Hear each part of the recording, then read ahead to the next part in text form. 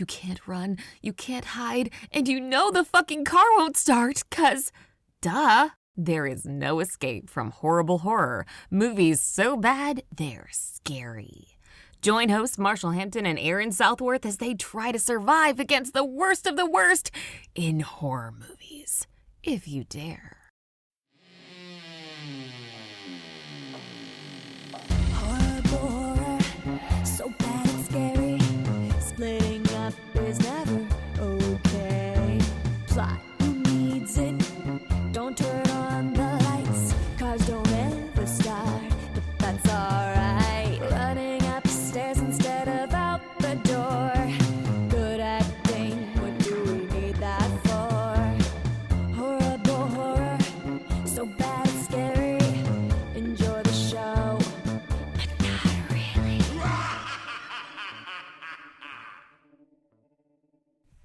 Hey, Moon Goons! Welcome to Horrible Horror, the podcast where we watch the worst of the worst in horror movies.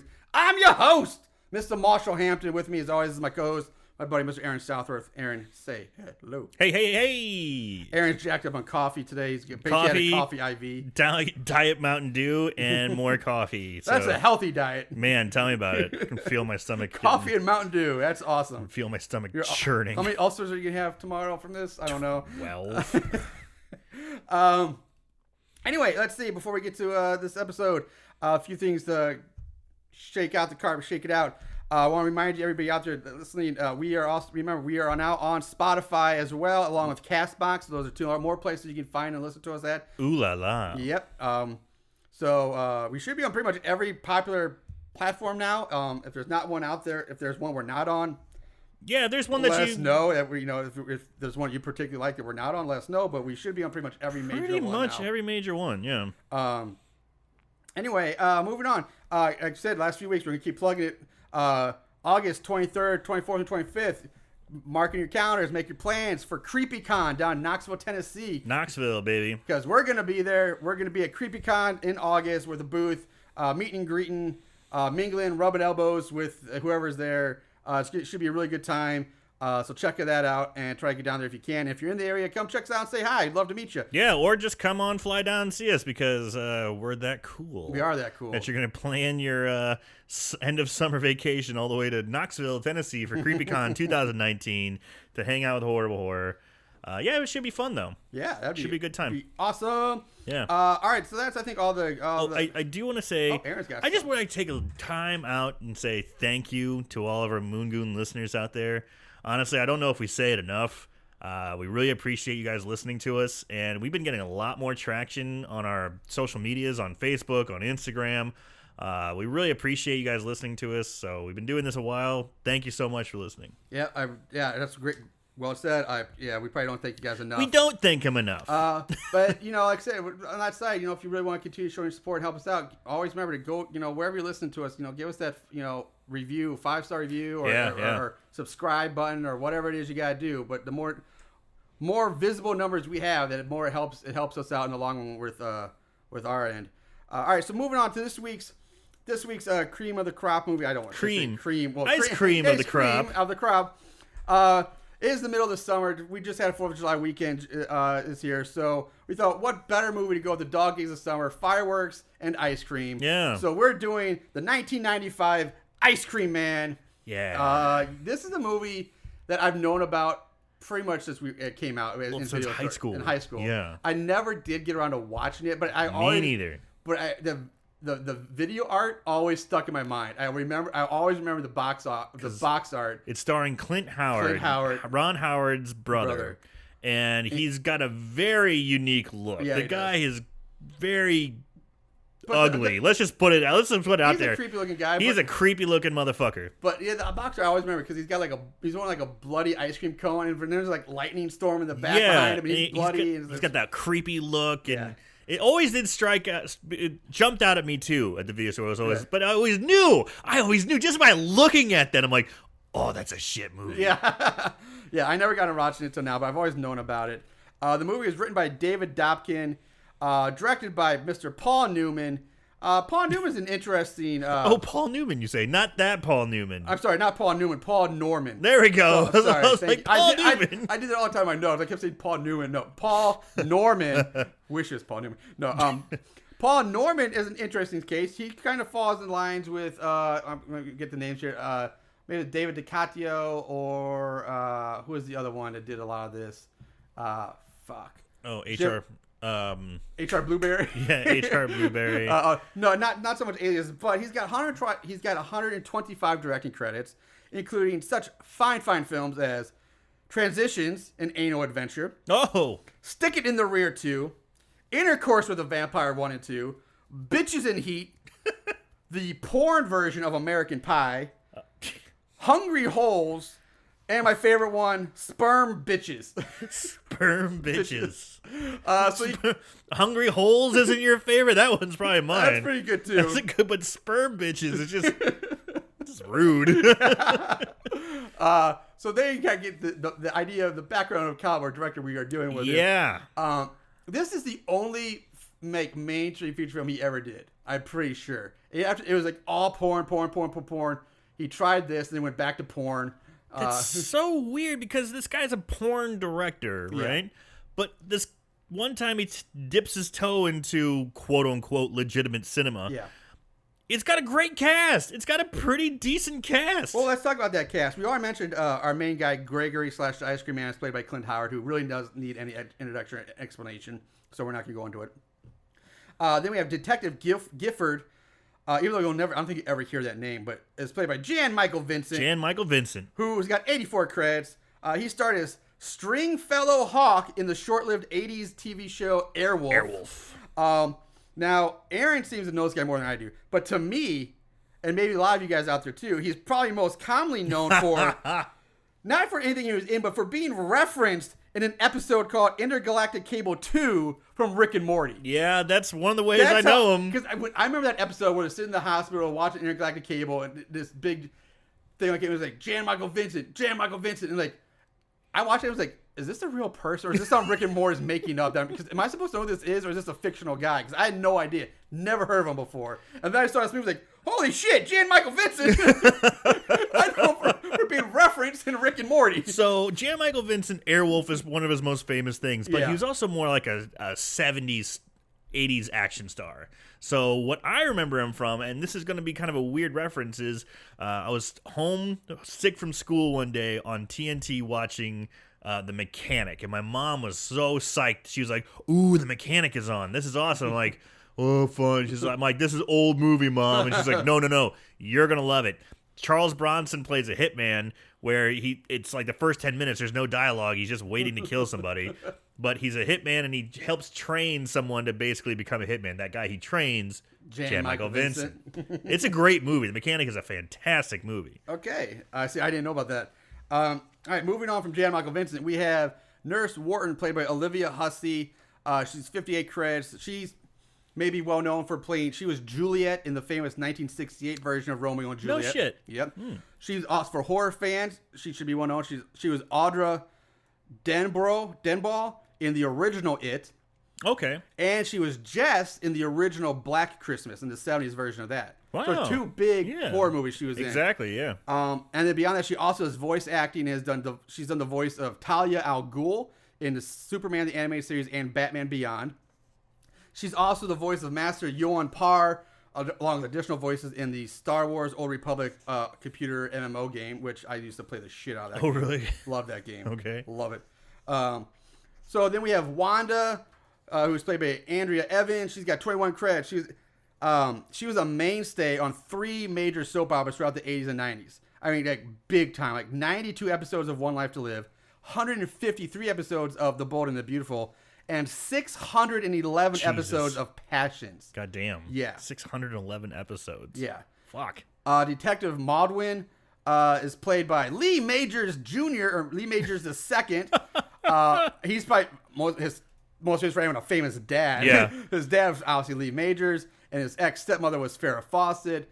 So you have Lee Majors 2 in this. Yeah, and who cares what else he's done? Yeah, it does. That's because he's starring in this movie. Yeah, that's my point.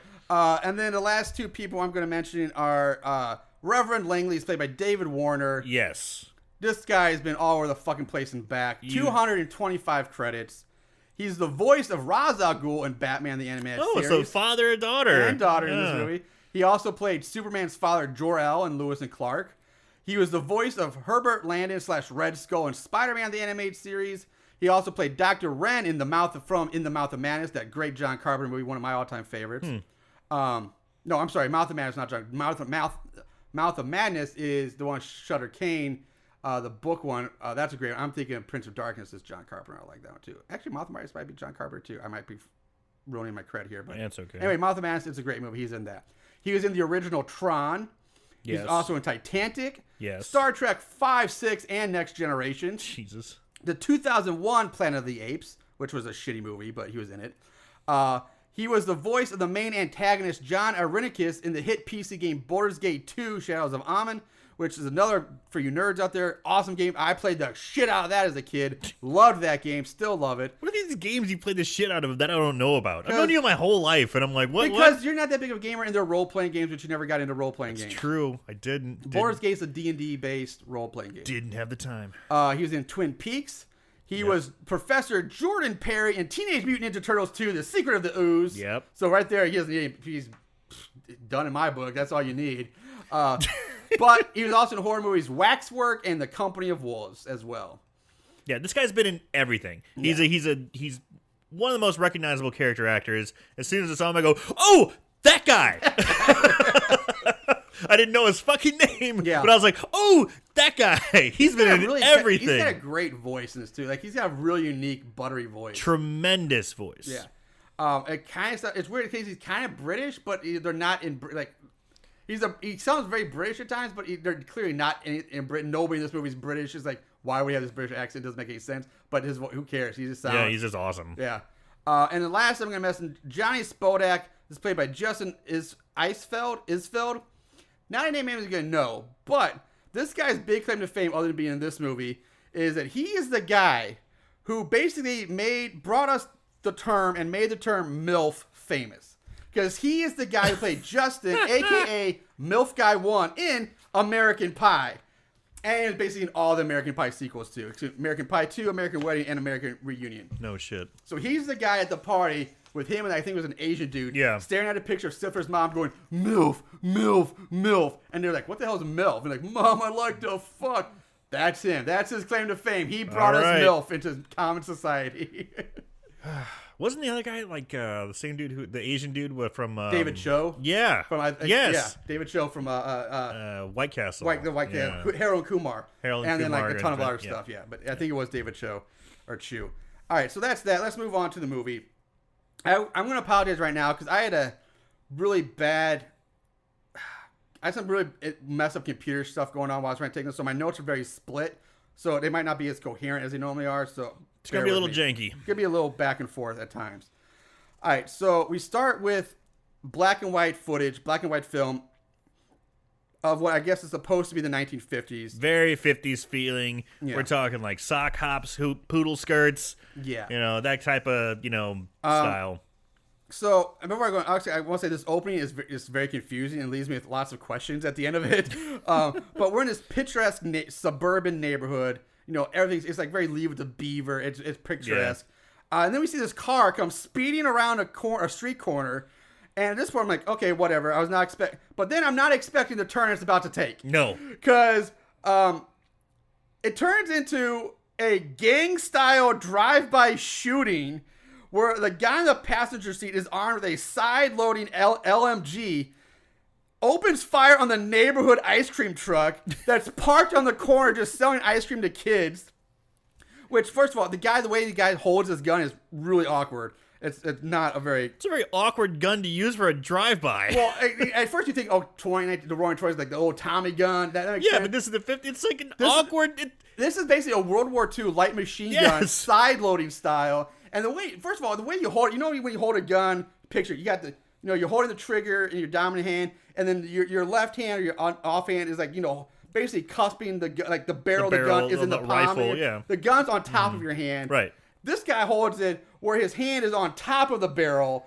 Like, there's no support there. No. There's no control. And you can tell he's like, it's like wobbling all over in his hand. It's like, are you an American? Yeah. Come on. How are you holding your gun? Yeah. What is wrong with you? It's so awkward looking. But anyway, so the ice cream truck gets lit up by fucking bullets. It's just riddled. And then the ice cream man decides to come out the back doors of the truck, so he too gets plugged with bullets. He gets filled with lead. You know, if I'm getting shot at and I'm inside a heavily armored, metallic, loosely armored, what have you, and also maybe even hide inside a freezer. Fuck that. I'm going outside to see what's going on. Exactly. So Ice Cream Man falls down dead, laying face first in like the gutter of water. Full of bullets. Yeah, full of bullets. Then a kid, just some neighborhood kid, comes walking up to the scene where the Ice Cream Man's dead body. He walks up to the dead body, takes the frozen push pop treat that the Ice Cream Man was holding in his hand, sits down on the curb next to the dead body, and just starts eating the frozen treat. A group of adults now, they walk into the scene, they're like, oh my God, what's happening? And now, for some reason, we see the kid who's also now bleeding from the head, which he wasn't before. So he just, what? So he's just bleeding I'm now? guessing he got hit by a stray. Maybe, that's but when we first see him, he's perfectly fine. But he's perfectly fine. But now we see he's got blood coming down his head. Yeah, and then they pan over to the ice cream man. He's got this giant bag of powder out of his pocket. So I'm like, was he dealing coke on this side? He's like this huge. I'm talking like sandwich bag full of coke, sitting there. The boy's mom comes running out of their house. She rushes over to the kid. He's like, hey, are you okay? And all the kid says is, who's going to bring me ice cream, mommy? And that's the opening scene. And like I said, there's so many questions. Like, first of all, who puts a hit on an ice cream man? Like, why? Like, Pitchfork's neighborhood, a drive-by shooting. Who's putting a hit on an ice cream truck driver? What did this guy do to deserve a drive-by shooting? What did he do? Obviously, it had something to do with the coke. All right, had to.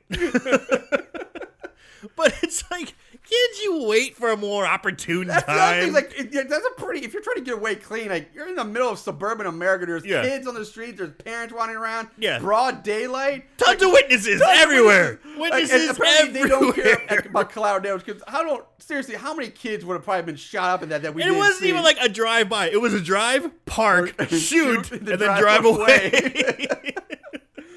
And then on top of that, like you can't touch on this too, but I was bringing it here. But great point. Like, why the hell does the ice cream truck man get out of the truck in the first place? Like, and he's got some protection from the bullets that he could drop to the floor. He's gonna have all these freezers and all this stuff protecting him. At least better protected than jumping right out into the middle of an open gunfire. He seriously hops like in between the gun and he's like, oh my God, I have to protect my truck. Like, let me shield, use my body to protect my truck. Not my truck. Because he just gets destroyed. Just riddled with bullets. So he basically just decides to kill himself. Maybe he's like, oh, I'm 45, I'm driving an ice cream truck. I'm ending it now. I'm done. I can't stand this fucking ice cream truck music anymore. I'm throwing it in. So anyway, so that's the opening scene. The camera zooms up and into the sky. We crossfade to present day. This is where we see some kid named Roger playing an old video game on his TV. He hears the sounds of the ice cream truck coming down. He gets all excited. He runs over to his mom's purse, steals money out of it, and goes outside, completely ignoring his mom, saying, get back here. Don't steal my money. He is pumped. He is super pumped.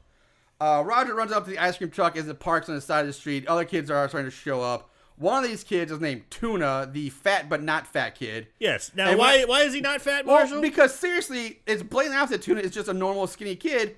And all they decided to do was take the easy fucking backyard movie-making tactic of just shoving a pillow down his shirt to make him look fat. He's just wearing an oversized shirt, and they put stuffing in there. Yeah, and they just threw a pillow. It's like, oh, we have to make a girl look pregnant. Oh, where's the beach ball? Where's the basketball? Shove it up there. Because I'm looking at the kid, I'm like, his face is kind of skinny. His face is skinny, his neck skinny, his arms skinny, his legs are skinny. Yeah, I'm like, everything is skinny, and he's got this bizarrely puffy body. Yeah. And I'm looking at him like, that kid's not fat. No, he's a completely normal kid. Like, which I seriously can't believe they did this shit.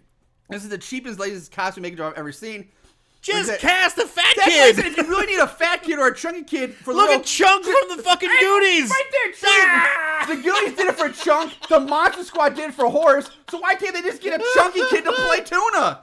Like, this is like fucking inexcusable. Like, this is so beyond. Like, this type of shit, I would expect to see this in, like, Terra Blood Fart Lake. Yes. It would fit perfectly. You have a limited cast. You have a limited budget, super limited. It's just friends basically making a movie. Yeah, and actually, in that movie, it would actually fit. It would work almost. It'd be more funny. It'd be funny. This is like a big budget studio movie that said, fuck it, shove a pillow up there.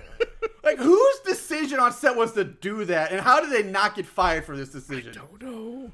It might, maybe it's like a producer's kid who fucking knows. But if that's the case, It's granted, they make a lot of references to the kid being fat in the script. They make a ton of them. But so I'll say they need a fat kid. Yes. But otherwise, like, just get a fat kid. Just get a fat kid. I mean, Chunk was the 80s, but he's a little older. But you could have gotten somebody. Yeah. I mean, it's not hard. It's not super easy. It's fucking America. There's fat kids everywhere. And fat guys are hilarious. Typically hilarious because they gotta be. That's their defense mechanism. Fat guys are usually really fun and funny. That is the case most of the time. So back on track. Roger orders an orange push pop, and this is where you see Clint Howard as Gregor the ice cream man for the first time. Yeah, behind a bars. His ice cream truck basically has prison bars on it. Yeah, like maybe I guess they learned last time after what kind of neighborhood are they selling ice cream and they need bars on the window? What kind of neighborhood is this? Like, who's obviously one ice cream truck just got drive-by shooting, but are there other people going around town like mugging ice cream drivers for like their 50 cents that they're giving for ice cream? Like, because this bars on the This window. is totally thugged out. Yeah, and it's not like you're just an ice cream man in like Compton or South LA. This is ice cream man like suburban Malibu or Dude, Burbank or something. Friday. Big Worm. He didn't have bars on his ice cream truck. Yeah. Hell no. Like, thank you. That's a great part. Yeah. So, anyway, Roger Howard. Clint Howard. I say Howard throughout here for the ice cream man throughout my notes. This is easier. Howard gives Roger some kind of short shit for not saying please about getting his ice cream. But Roger gets his push up. He leaves. And this is where two more of our main kids run up, cutting the line to give Tuna their change so they can get them all their ice cream. And here we meet Heather and Johnny. Oh, yeah, the fat kid's name is Tuna. That's right. I said that. So Howard takes your money, and then this is where we see that his truck does not have very good hygiene, nor does it meet standard health code requirements, because there's dead bugs and cockroaches all over the place, and even in the ice cream. Mice running around in the ice cream. And right off the bat, I'm like, oh, man. I'm thinking this is like baby's first horror movie. Yeah. You know, it's like, ew, it spooky. It's exactly what we said about Leprechaun. It is like Fisher-Price horror. It really is. And it's like, oh, look, there's bugs in the ice cream. There's mice running around. You know, I'm like, ugh. So our three main kids get their sweet treats, and they race to the park. And this is where we learn they call themselves the fucking Rocketeers. You're right. They call themselves the fucking Rocketeers. Not the Rocketeers, the fucking Rocketeers. That'd be way cooler. That would be cooler, but hey, we're the Rocketeers. If they said, we're the fucking Rocketeers. I wish to God if they did that, I'm like, okay, that's cool. I won't give them shit for that, but we're the Rocketeers, guys. I wish to God they call themselves the fucking Rocketeers. I'd be like, those kids are fucking cool. But no, they're just the Rocketeers. You're fucking geeks and losers. Nerds. Nerd. Add a fucking to it. Oh, now you're cool. Now you're okay with my book. So we cut to the city park, or whatever park, where we meet Small Paul sitting on a swing reading his Pied Piper book. Small Paul is also a member of the Rocketeers, who even have their own lame special handshake, which we see a few times. Yep. Fat Not Fat Tuna is the last one to arrive, and they really try to hammer home that he is the fat kid. He's fat. He's clumsy. He's slow. He's always running behind. Yeah, it's nonstop with him. They beat you about the head and shoulders with this. But as a kid of excess weight myself, at times, I do take offense to this, because they show him Tuna finally catch up. He runs up. He's running to the playground equipment where everybody's sitting. He trips, falls into the sand. The sand that sandbox. Yeah, sandbox. Yeah. And he gets up, and so of course he's the fat kid, and his orange creamsicle pop gets covered in sand, and everybody else is like, well, fuck, that's garbage. Nope. But this guy's so fat, he eats it anyway. He brushes it off a little bit. He doesn't even brush it he off. He wipes on his shirt a little bit, and then but it's like still full of covered in sand. sand. He's like, oh, okay. And looking at them, he's smiling like, yeah, like as he eats it. No, I don't care how fat you are. Like, you're not going to eat a creamsicle or any kind of ice cream covered in sand. That's just so fucking stupid. I can't think of anything like worse. Like dirt, maybe, but sand is gonna fuck your teeth up. It's gritty. But nope, Tuna eats it anyway. He's gotta have it. Yeah. So next is a drawn out scene where the kids lounge around the playground equipment while Small Paul tells them the story of the Pied Piper. Paul at one point does get interrupted by the park's caretaker / janitor, who finishes telling them the story, saying that after the Piper cleared the town of the rats. Okay, hold on. This is where my notes get really weird here. Yeah. No, it's not. I'm sorry. The townsfolk wouldn't pay him, so the Piper led all the kids of the town down to the river and drowned them in the river just like the rats. The Rocketeers blow them off, saying, nah, the kids got away. Kids always get away, and then they run off laughing at them. Scamper off. Yeah. And I just remind me to come back to something there. Anyway, go on. Okay. I'll try to. I don't know exactly what I'm referring to, but okay. We cut back to Rodder sitting on a swing by himself. Up comes the ice cream truck.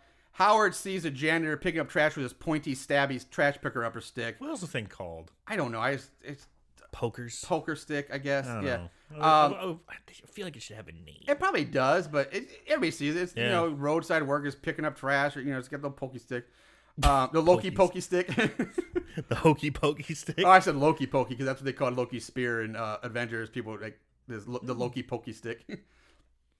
Anyway, this triggers a flashback in Howard's head, and we see Howard lying on a giant, on a table gurney, if you will, and a giant oversized needle injecting some green liquid straight into Howard's head. Straight into his head. And we're going to talk about this. It was reagent. First of all, it's not as neon green, but it might as well be. It's fucking reagent. Why is it that basically virtually every movie ever, a horror movie ever, the syringe is always filled with a green liquid. Always. It's always green. Always green. It's never red or blue or black or yellow or pink when I get IVs or go to the hospital and sometimes the stuff they're putting is maybe has a little bit of yellowish tint to it, but I'm never getting injected with green shit from anywhere. But it's always green in every movie ever. Why? Why do they do that? Plus, the needle itself is 6 inches long at least, and this thing would have had to have punctured his brain, which I'm pretty sure would cause serious fucking or permanent brain damage, or just kill the man out straight. I mean, Aaron, you're the medical guy. You saw the size of the needle. How can you put that into a guy's head without basically killing him or just causing him to forget math? No, it's obviously designed to go directly into the brain. Yeah. I mean, what are they doing? I don't know. It's a stupid movie. Who knows? So we're back to present. Roger asks Howard if he feels okay. Howard replies saying, "Ice Cream Man feels happy, very, very happy." And he says this while we see him reaching for a large knife he has on the counter behind, out of sight. Cut to Johnny and Heather racing home at night. They run up to Heather's front door. Again, we see Fat Not Fat Tuna trailing behind them, huffing and puffing. This is where you meet Heather's dad, Reverend Langley. Johnny and Tuna leave. And that's basically the scene. We cut back to Howard. A dog comes up to Howard. He starts barking. Yeah, so Howard's he's out of the park. He's parked back. He's at his lair, basically. Yeah, he's left the park. It's nighttime now. He's returning to it. You can tell he's returning home. Yeah, he's emptying out his truck for the night. You know, getting so the dog comes up. He starts barking. We see Howard pull out what looks like an orange push pop, and he pushes the pop. And instead of a creamy, delicious treat popping up, we see a knife blade. A fucking knife blade come out of the push pop knife. A push pop knife, a push knife or whatever. The camera cuts into Nurse Warden inside her house, sitting on the couch knitting, and she hears the dog. We hear the dog bark, bark, bark, and then just got a loud whimper, and it goes silent. Motherfucker killed the dog. Fuck, I and right then I'm like, I'm done. If you kill a dog, you kill an animal, I'm done with you. So Nurse Warden goes over to the window, looking out. She asks, "Who's there?" Howard pops up saying, "Howdy, Nurse Warden." And she asks, "Hey, have you seen my dog?" He says, "No." And she does see blood on his nose, which Howard plays off as being grenadine for his ice cream treats. So he tells her, hey, I have to go unpack the truck before the ice cream melts, and he leaves. So he knows this lady. This lady knows him. They live next to each other. That's all we know so far. That's all we know so far, yeah. He's got to know this fucking dog. Yeah. And this dog has got to know him. Yeah. Why is the dog barking so much? What the shit, man? Yeah, he's been living there for apparently. By this, all of a sudden, we assume that they pretty much make it out that he's been living there for years. He knows her well enough to pop up and be like, hey, how's it going? So he should well know this dog. Yeah, right, that's a great point. The dog should know they should be buddy-buddy. Boo. But that's a great point. I didn't even think about that. Then we see Howard watching as the dead dog gets put through like a grinder. Yeah, it's like an industrial style, like wood chipper. It's almost like a wood chipper. Almost like a wood chipper. It's not like a little meat grinder. And it's like this. It's like you just see this fucking body of a carcass of a dog just go through. It's like, Jesus. Yeah. So now we go to Johnny's house where his family is sitting down for dinner. A few things we learned from this scene. One, his older brother Jacob wants to be a cop, and I think maybe he's in the police academy, but I'm not sure at this point. Yeah, it was the police academy. Okay. Yeah. For some reason, he's like this close to being a cop. Yeah. For some reason, Johnny's also called Racer, which after this scene never gets brought back up. Never gets brought up again. And I was like, the kid's name is Racer. Yeah, Racer, who's a Rocketeer. And the funny thing is this that guy, I want to slap this kid. You go. The cop brother, is making fun of his friend Tuna's name. Oh, that's my next one. Jacob likes to make fun of Tuna's name. He's making fun of Tuna so much, but his fucking brother's name, Racer? Go fuck yourself. Exactly. And again, but it's funny, like, he calls, like, I think his brother and maybe his mother or father refer to him as Racer once or twice during this scene. But after this scene, never again. It's not like Heather too. It's like, hey, Racer, what's up? Like, you would think friends would refer to each other as their nicknames. Of course. Not the parents. Especially when you're a kid. Yeah, the parents are like, awesome. The parents should be like, hey, Johnny, not, hey, Racer. Yeah. Like, and again, like I said, never ever mentioned or brought up again. Why it's who knows? Anyway, during the phone call, during the phone rings, Mahler answers it. This leads her asking, they have a conversation. She's like, hey, Johnny, have you seen Roger Smith today? Because he hasn't come home yet. He's like, no. And this leads the mom to place a curfew on Johnny, telling him that he don't be out after dark anymore. If there's a missing kid out there, I don't want you out. Because she's scared about the missing kid. Yeah. And not a bad move, honestly. No, it's not. Cut to Howard, who's sleeping outside in the dirt for some reason in the middle of a plastic spinning sunflower bed. Like, this is really weird, too. This scene doesn't make any sense. No sense. So, last time we saw Howard, he killed the dog, put it through the grinder, and now we see him sleeping in his ice cream outfit still. Like, he just literally passed out on the ground, and around him is just... It's those daisies. It's like sunflowers. Windmill sunflowers. Yeah, it's a really tacky sunflower that spin around. That you stick in like your garden. Yeah. And there's just like 30 of them around him. Yeah, there's dozens of them. Yeah. And he's passed out on the ground. In the middle of all of them. Yeah, it makes zero sense. Like, why is it? Like, you tell me this guy doesn't have a fucking bed? If anything, sleep in the back of your truck. Why are you sleeping in the dirt? Really confused. Yeah, I'm really confused with this. And that's never explained either. Never touched on that. Because Nurse Wharton comes out and she's like, Gregory or whatever is his name. Howard, wake up. So he's having a dream of himself back in the mental asylum strapped to a gurney while a clown dances around him and he's forced like a giant spoonful of ice cream by Nurse Wharton.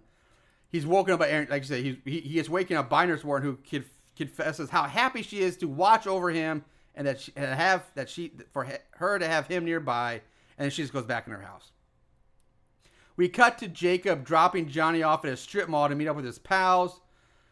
Jacob gets in some more fat jabs at Tuna before he drives away. They go to Tuna's dad's office where you meet Tuna's dad, who is the president of something. A bank. Is it a bank? Yeah, you find out it's a bank. Okay, because they go to a strip mall, they go in his office, and it just says president. I'm like, yeah, it just says is he president of in a strip mall? Just says president, and he's got the most awkward desk, like toys or desks. It's like it looks like a normal desk, but on the right next to the corner, is a giant fucking like display or desk toy of the Washington Monument. It's like 3 feet long. It's the most awkward desk like ornament you'd see, and it's like right on the edge. All he has to do is turn his arm, and it's gonna knock it right off. It's really out of place. It's very stark. Yeah, I kind of forgot about that. It's a weird It's office. silly, I know, Yeah. but it's just weird. So while they're there, the dad gets a phone call from his mistress, who he plays off as being Tuna's mom. It's like, oh, it's your mom. He gives Tuna some cash and sends the kids on their way. I do like that he says, so you're going to keep that oven warm for me? Something, and then Tuna's like, ooh, what we having for dinner? He's like, Again, get out the of here, fat son. kid instantly hears oven. Instantly- Like, oh, it's food. What Instantly food? pumped about food. But yeah, it's kind of fun, the little tongue-in-cheek little, they do. Yeah, no, you're right. I agree. Not a bad scene. It's not bad. We go back to Howard driving around his ice cream truck. When he stops his truck, he gets approached by 2 detectives asking him if he's seen Roger. These are Lee Majors Jr. and Jan Michael Vincent. I had no idea that was Lee Majors II, which makes it even better. Yeah. Because one, Lee Majors, very famous actor. Lee Majors II, who the fuck knows? But the fact that he's his son, Lee Majors, is pretty hilarious. I want to talk about this now before I forget about it, just because we're talking about now Lee Majors doesn't matter. Lee Majors, for those of you who don't know, was Steve Austin, the $6 Million Man, in that famous show back in the 60s, I think it was, or 70s. 70s, yeah. But then in the 80s, they started making movies about like $6 Million Man. It was like $6 Million Man meets Bionic Woman or something like that. Yes. And Lee Majors II played Bionic Man in that one, a $6 billion man. So he kind of replies. But the funny thing about that is, one of them ones, the $6 billion man meets Bionic Woman, also stars a very young, I'm not sure if it's her first movie, but it blew me away when I saw the cover art, a very young Sandra Bullock. Oh, no shit. So she was in that turd of a movie. She was a youngster. Come on. I mean, that was like early 80s, but like, holy shit, Sandra Bullock. She had to have been a kid or real young. Very young. She wasn't a kid, but like a she teenager, was teenage, early 20s, something like that. But to me, it was like one of those things like Jennifer Aniston, Leprechaun, like, oh, it's that thing. Like, Sandra Bullock? Because normally when you think Sandra B, she does like very good movies. She doesn't pick a whole... First introduction to her I had was Speed. Yeah, so many people Summer, Speed. huge blockbuster. But I'm saying from there, she always, big from movies, then on, big successful movies or movies with good scripts. Very not like Bionic Commando means Bionic Woman, whatever. Bionic Commando. What? Or $6 billion means Bionic Woman. Anyway, so that's off topic. So the detectives, they ask Howard to keep his eyes open for the kid and see if he sees anything, and then they order his famous hard pack ice cream.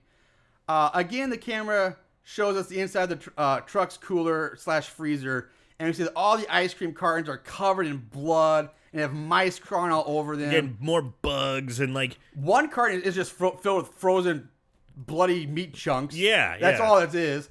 And then Howard tops the detective's ice cream cone with a fucking eyeball, which the detective somehow doesn't notice. And we even get a close-up of the detective munching on the eyeball. This is probably the grossest. Fucking dumb. This is probably the grossest scene of the movie. Yeah, all you get is like he cores the eyeball out. And then he puts it. He kind of smears the ice cream over it so you can't see it or hide it. Yeah. But Lee Majors II takes a bite and then a close up super tight on his mouth as he's going. And all you see is the eyeball is getting munched on For like 30 seconds. Yeah, it's a pretty long shot. It's so gross. You just see, and he's got this fucking goatee, and he's smacking this ice cream with this eyeball in it. I have a note Jesus later. Christ. I think near the end of my movie, I have a note about these detectives. I'm going to try to remember this, but I'll probably remember to bring this back up and to play back in that note later. But yeah, it's pretty fucked up. So next we see our pack of Rocketeers lined up for the ice cream truck again. The fucking Rocketeers. Fucking Rocketeers. Up comes the mistress character cutting in line and orders a gallon of the hard pack. Aaron, apparently you got something to say. Go on. What? I don't understand this scene at all. Oh, yeah. Go on. My mind is melting right now. No, I agree. I think I know where you're going with this. I kind of agree. But so the mistress comes up. She cuts in front of all the kids. She's wearing lingerie. But she's not quite. She's wearing a red silk robe, not really but lingerie. underneath it is whatever. But yeah. I don't know, but yeah. Way too sexy to be out Out amongst the kids, amongst a fucking pack of kids. Yeah. And seducing the ice cream man. Yeah, which is so weird. Because I get she's already fucking a married man. Right. She's an attractive woman. Yeah. Like, why would she be slumming it with the weird, creepy... With fucking Clint Howard. That's what I'm saying. Like, this is the type of woman who comes off very high maintenance, very prissy, very snooty almost. Yeah, so there would be no way she would be flirting or trying to seduce the ice cream truck guy. That would be below her station in her mind. Coccicidal maniac. It's insane. Like, I agree. It makes zero sense. But anyway, so she orders a gallon of the hard pack and tells Howard to drop it off at her place anytime he wants, and then she leaves. Yeah, and he seems to kind of get like nervous energy, like cold feet around, like, oh, this woman wants to talk to me, as the kids do fart jokes behind her. Exactly. The kids order their treats, and this is what I want to say. Maybe I missed something in the world of ice cream, but I swear before this movie, before I watched the movie, I had never heard anyone call ice cream hard pack when ordering. Like, I don't know why, but every time I hear the term hard pack, it angered me for some reason. I'm like, what the fuck is a hard pack? What are you talking about? And I'm like, stop saying it like it's a thing. Yeah. I've never heard anyone ever refer to ice cream as, give me your hard pack. I want a gallon of your hard pack. I want the hard pack. It's fucking ice cream. Just say I want vanilla, Chuck. You say what flavor you want. Not like, I want the hard pack. What the fuck is a hard pack? And if you want a soft serve, you ask for a soft serve. Yes, everything else, the thing. Everything else is ice cream. Yeah. Everything else is just ice cream. That's what I think. Like, I love soft serve. Like, I go Dairy Queen, or if there's soft serve, like, oh, give me that fucking soft serve. Love that shit. But I've never said, give me your hard pack. And to me, everything else is it's soft serve or ice cream. Yeah. That's it. It's just what ice the fuck cream. is hard pack? The only time I say hard pack is when I get a box of cigarettes. I don't say hard. A hard piece. The hard pack. But I always just say a box. But even sometimes I would say like a hard pack. Like soft pack or hard pack. Yeah, like I remember that pack. in high school. I wasn't smoking, but I remember that was the thing. Like, you get soft pack or the hard pack of cigarettes. Yeah. I remember that. But like, is this a California thing that we just don't know about? Maybe. Is this a pop? Is this a soda? Is this a pop thing? Like, what the fuck is hard pack? And they say it so much, it drives me insane. Like it's totally normal. Yes, like it's totally normal. Totally normal. So, and I don't know, man. It's always soda. Fuck pop. I agree with you too. Fuck pop or cola. It's soda. You can tell we're a Midwest thing now. Yeah. But somebody else out there, fuck you guys, it's pop. Yeah, I know. No. Anyone who lives north of Springfield, Illinois, is gonna be like, fuck you, it's pop. But even south, it's weird. Like it's weird. It's like it's pop, soda, and then it goes back to pop somewhere down below. Some people call it cola. Yeah, cola. cola. All sodas or pops or soda pop, whatever. They say, give me a Coke. Yeah, Coke. Yeah, Coke. everything's a Coke. Yeah. I did that for a while. Just give me a Coke. But I still, to me, it's soda. It's always soda. That's where I'm from. It's going to be soda till I die. That's what I'm saying. I don't. Maybe that's what this is. Maybe this is a very regional ice cream slang term, hard pack. But it's just so fucking weird. So stupid. Strange. So strange. So dumb. Give me that hard pack of and Rocky again, Road. Like, okay, maybe hard pack is a thing, but like soft serve is a thing. But when you order soft serve, you don't say give me a gallon of soft serve. Like, you say give me. You say you would order like the flavor. Like, okay, a gallon of what? Hard pack? Okay, fine, but what? A gallon of vanilla hard pack? A gallon of chocolate hard pack? Yeah. This hard pack doesn't tell you anything. Yeah, that does not sound appetizing either. No, at all. We're going on about this fucking ice cream. I know. love it. So, all right, anyway, Howard gives the kids the stink eye for taking too long with their order. Once he gets their order, we see another shot of the freezer. And now we see that there's a mystery body buried beneath all the ice cream cartons. Yeah. We crossfade to Howard driving up to the mistress's house. The address is 149, which triggers another flashback. We're taken to the Wishing Well Sanatorium, where once again we see Howard strapped on a gurney.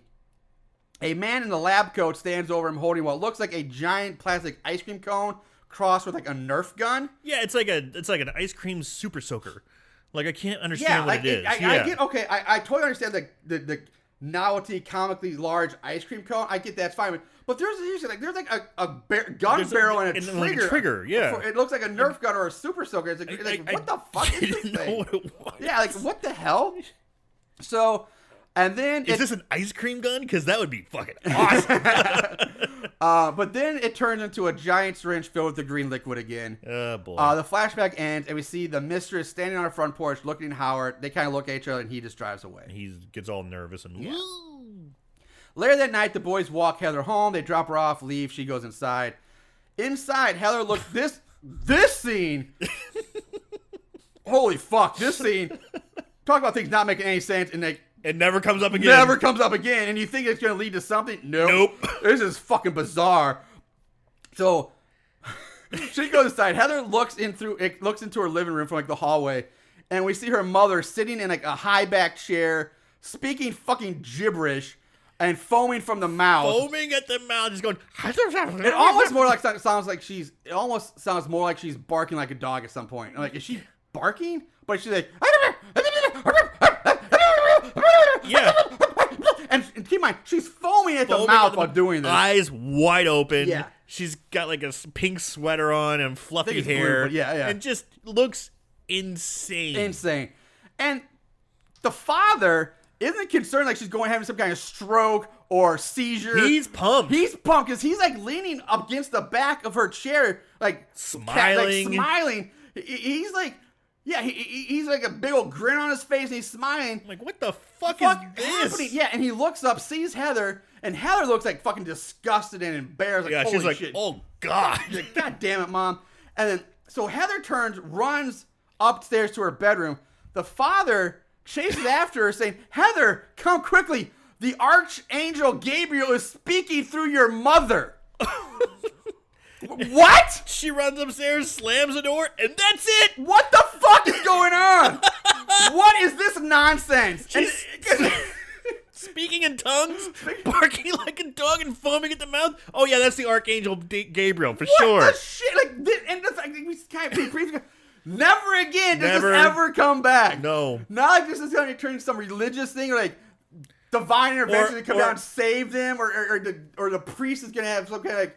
Or later they just try to make it a gag. No. This is like a serious thing that never comes back. It's such a weird, like, very specific. So specific. So specific for having nothing to do with the movie. It's like, it never comes back. I don't understand like, why this scene is in the movie at all. I don't know. Like, okay, he's a reverend. So what? Fine. You don't need to. Why is she talking in tongues? Why is this in the movie about a killer ice cream man? I don't know, man. It has nothing to do with it. It's so strange. It blows my mind. Like, it almost physically hurts if you to try it. It gives you like this. Ice cream headache. It does. It gives you brain freeze. It gives you brain freeze. Just think about why this is in the movie. But it fucking is. It's in there.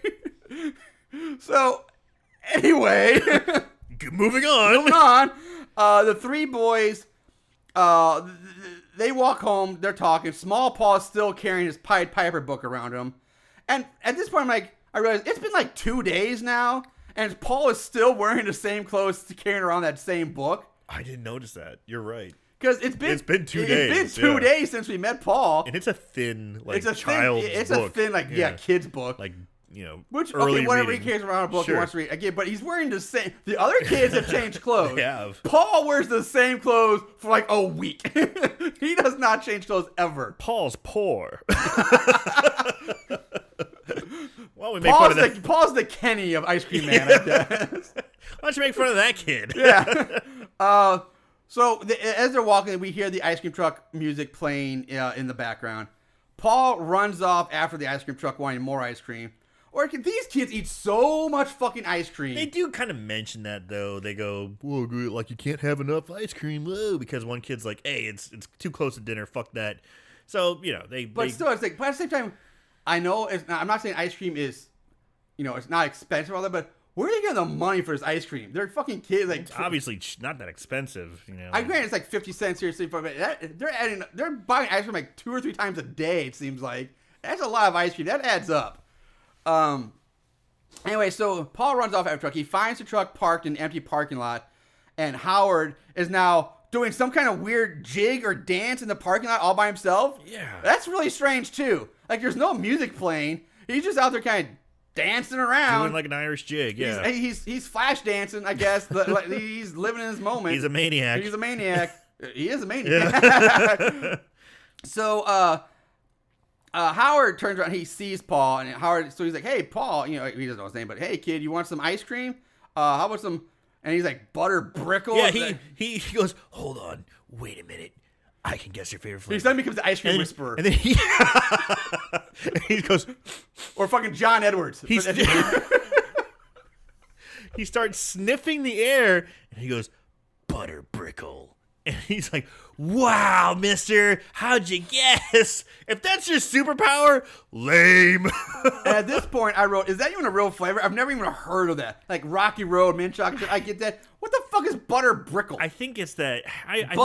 I'm saying it now because I wrote down my notes. But I do think. I've had it before. It's an old-timey kind of. I thought it was made up for the movie because we find out at the end the previous ice cream guy, his last name was Brickle. Yeah. Butch Brickle was the previous ice cream man. So I figured it was just something made up, he named after himself. So I was like, oh, if that's the case, whatever. Could be. But I've never heard of butter brickle. I've heard of butter pecan, butter this, but I've never butter brickle. Butterscotch. Butterscotch, yeah. Butterscotch, but it's like you have the chunks. I think that's the brickle. Like the chunks of the butterscotch. It's like made in like a wafer, but then you break it up and mix it in with the ice cream. I think that's supposed to be brickle. I don't know. Anyway, Howard opens the freezer, and when he opens up his freezer, it lights up like fucking Marcel Wallace's briefcase. Like it's like, oh, like it's just the light that comes out of this thing. It's ridiculous. Was that supposed to be your angelic voice? Oh, but you're like, oh. That's your angelic voice. I don't know. If there you go. There you go. I'm getting a little congested. So okay. Yeah. Instead, you're like, ooh, ooh. I wish that would be replaced now for every angelic voice. Anyway, inside the freezer is another mystery body that's been crammed inside. Totally different one than before now, by the way. And at this point, I'm like, who are these people? Because at this point, we have not seen him kill anyone except for a dog. But now he's got two bodies in the freezer. No, you recognize that body. Not easily, not yet. Okay, well, I recognized it. I recognize it later, but still at the same time, you don't see anything. But it's definitely a separate body than the one we saw earlier. True. So, the two of them actually, Howard and Paul actually strike up a conversation while Howard scoops up the ice cream. And they actually seem to like bond a bit over the fact that neither one of them seems to make has any friends. Yeah. They were both sick when they were younger. Sickly. Yeah. And like, okay. And this is where I don't mind that both of them being sick. You know, that's fine about it. That's fine. But what the fuck is this shit that Paul's whining about saying, I have no friends? Because he's a fucking rocketeer. Exactly. He's a fucking rocketeer. He's been accepted into this legit, elite group, I guess. Yeah. He's a fucking rocketeer, so he obviously has friends. He's like, I don't have any friends, man. Nobody likes me. Bullshit, Paul. Like, that's the shitty right. That angered me so much. I'm like, okay, sick, weak, fragile kids. Sure. Totally cool. Yeah. He's a small kid. Makes sense. Get it. I buy 100%. Howard's a weird, scrawny kid, too, that he was sick.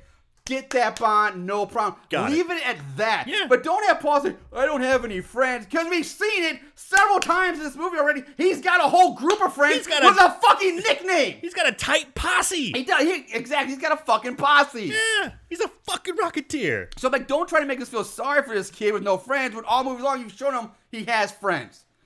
So, Howard gives Paul his ice cream, and he hops down from the truck.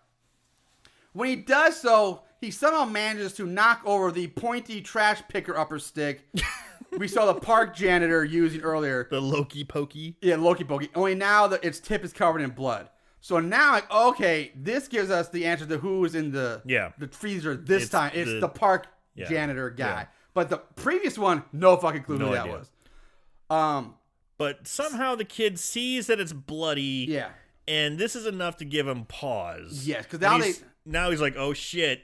Because they stay there, Paul's eyes go wide, and then Paul and Howard just stand there like looking at each other for a while. And, tension's building, and Paul's like, I need to get the fuck out of here. And then it cuts to Tuna shuffling his fat, non-fat ass down an alleyway. He rounds a dumpster and sees Howard pulling Paul into the back of the ice cream truck. Howard sees Tuna and tries to lure Tuna over with promises of free ice cream. And I actually kind of like this because you see, Howard turn and Tuna's trying to hide, but it's so obvious that his head's like sticking out the side. And so many times in movies, they just try to get that shot that, he's looking at, but he can't see him. But he's like, oh, hey, fucking kid, I see you. He sees him right away. So I was like, okay, that's cool. Well, and the pillow underneath his shirt is sticking out from behind the gunster, too. The couch cushion. So, and he sees him wearing orange chucks. Yeah, orange chuck. Yeah. Howard tells Tuna that Paul got hurt. He's taken him to the hospital.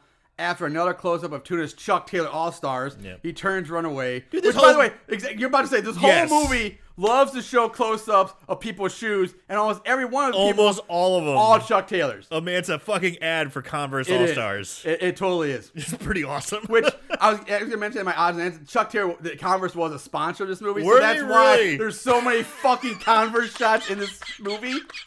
So many! There's so many. It's like fucking last summer, or not Summer Party Massacre 2 with Diet Pepsi. Yes. Like every scene somebody's drinking a Diet Pepsi or a slice. Oh my god. This is the same thing with that. It's like everybody's wearing Chuck Taylors all the time. Everyone's got Chucks. And they love showing close up of the Chucks. Multiple pairs of Chucks. So, Sorry. Howard yells out to Tuna that he knows where he lives and he will get his mom and dad if he tells anyone. So the old threat there. We see Tuna go hide in some bushes somewhere. And where it turns out that Roger Smith has also been hiding in the same bushes for like 2 days. The kid just been hiding in a bush. So Tuna runs away and goes and hides. I get it, but he just happens to hide right next to the kid that's been missing for two days. The exact same bush. What are the odds of that? What are the fucking odds that he runs to the exact same bush? Why has this kid been gone for 2 days? And why is he hiding in a bush for 2 days? If I'm going to run away and hide somewhere, I'm not going to sit in a bush for 2 days. What the fuck is he doing in a bush? Oh.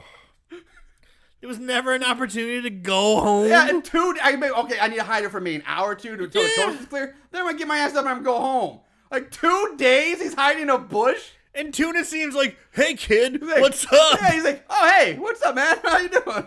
I see you've been hiding out here for 2 days. I'll walk you home. Okay. Because Roger tells Tuna he's like, oh, he saw Howard kill the park guy. And that's it. That's basically okay. Because then we just cut to Tuna returning home. Tuna didn't decide to hide in a bush for 2 days. He's I'm out of here. He's like, I'll walk you home. Yeah. He escorts the kid home. Escort mission. Yeah. Tuna returns home to find his parents fighting, and because his mom is pretty much is onto his dad's affair. She's onto him. Tuna.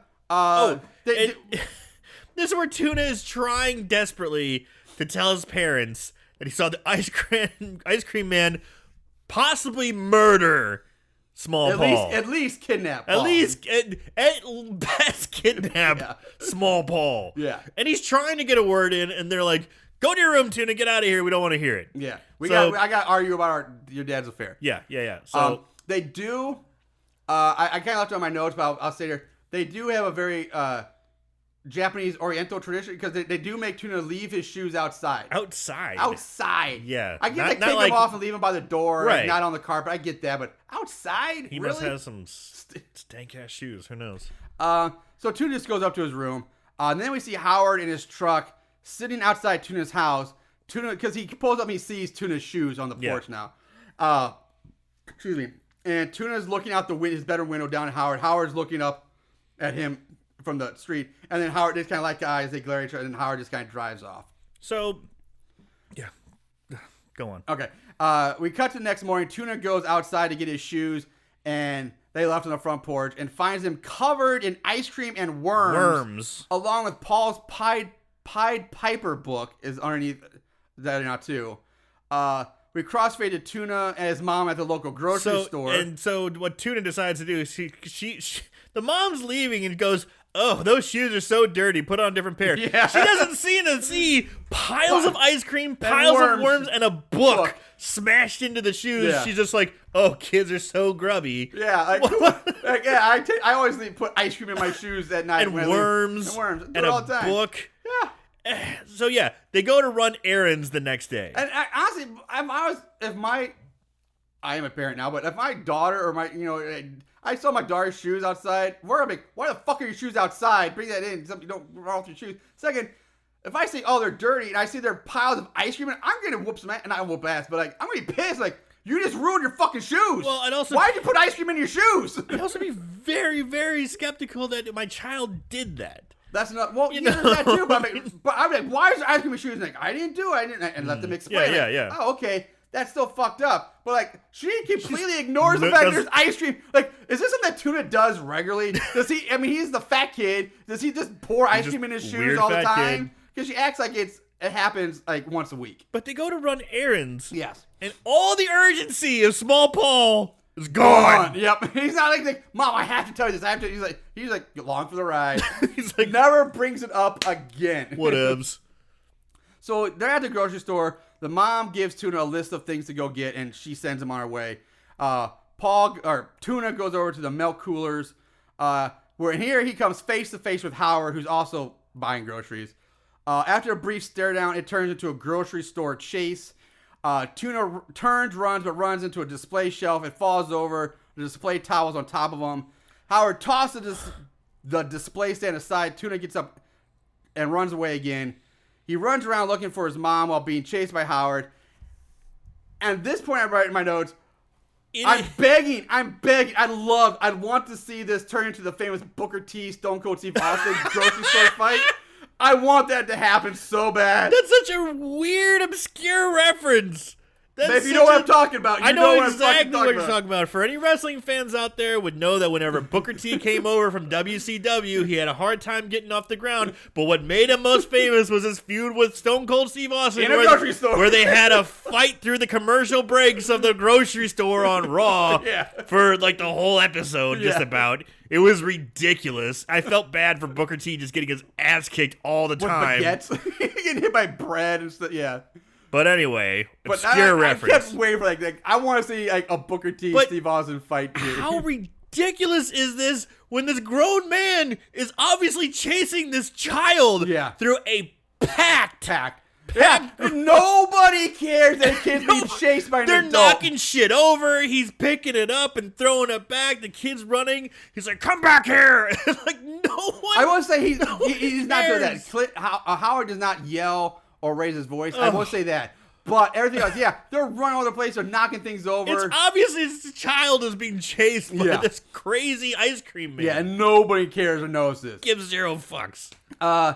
I did find it very weird that a grocery store has carpeted floors, which I thought was very odd. I've never seen a grocery store with carpeted floors in my life, but this one does. Yeah. At least it's Berber. It's that real super thin type. It's very. I'm like, why? Shopping carts can be a pain in the ass enough because they always got the broken wheel. And now you're putting it on carpet. Yeah. And two, shit's gonna spill. It's gonna spill. That's why it's tile. So easy cleanup. People drop shit. You're putting it on carpet now? Like, come on. That's just Bush League. That's just bad planning. Who does that? So during the chase, Howard gets stopped by a random woman looking at lipstick. She wants his opinion on the color if it works on her.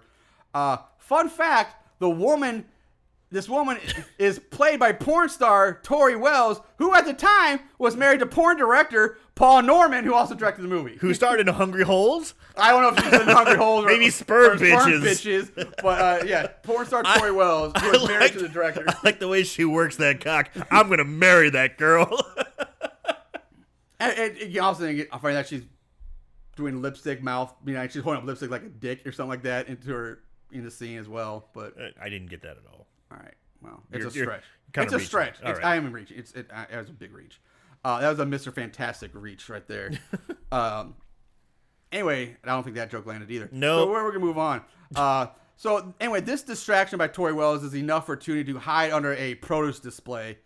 Howard loses sight of him despite walking right past Tuna. Sure. And he's underneath, but it's one of those things where you could easily see something. It's not like well, it gets worse. It gets a lot worse.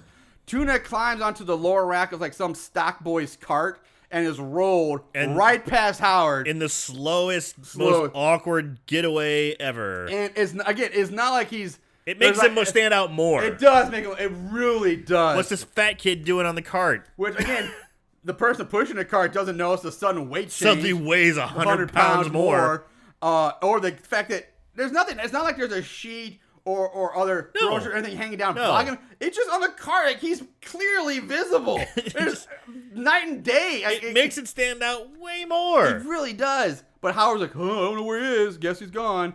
Eventually, we end up in the grocery store manager's office where Tuna's there. The mother's brought in, and finally, Tuna tells says about Howard. The ice cream man is after me to kidnap Small Paul. It's like, now you're telling him. Yeah. Now you are. So you fucking asshole. Now we cut to the Ice Cream King ice cream store / factory / parlor where, okay, now I'm back to my other notes, where 2 police and the detectives' cars roll up on Howard, who is out back cleaning his truck.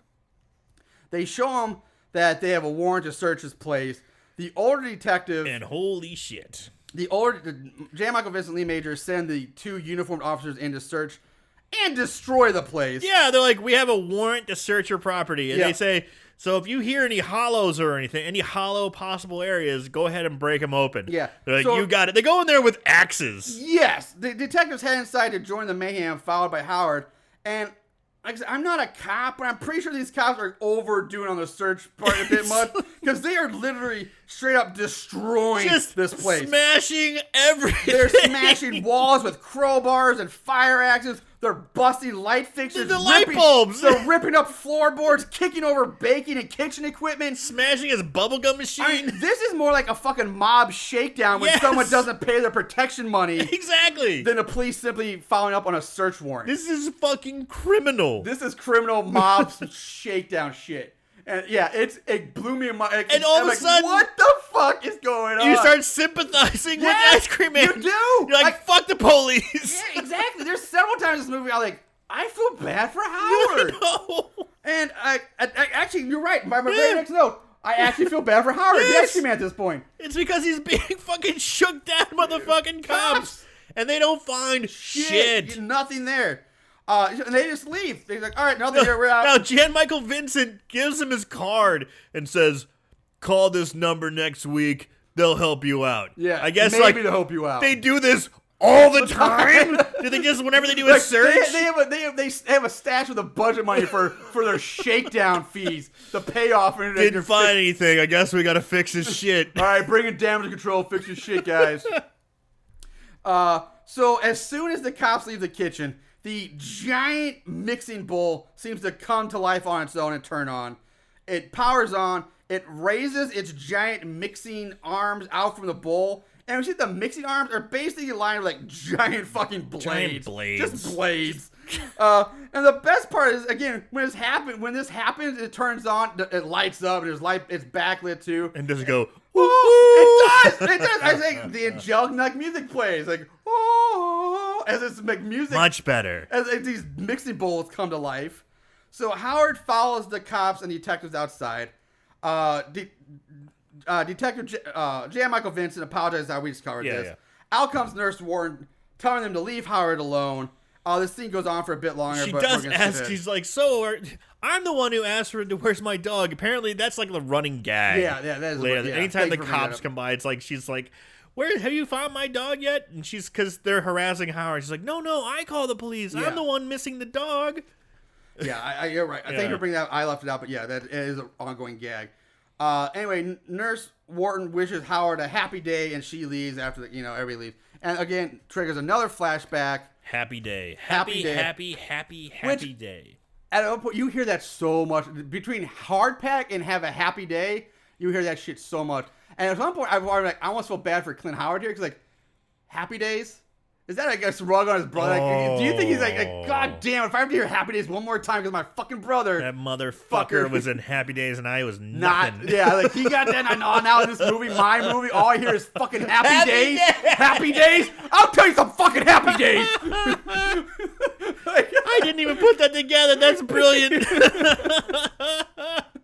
It drive me crazy too. Yeah. So, we get another flashback, and we see young Howard strapped to the gurney, and the man in the lab coat standing over him holding a giant syringe saying, "Remember only happy days." And that's the scene. Happy days. He goes back inside, looks at the mess, turns on the giant mixing bowl of death, and then goes into the walk-in cooler.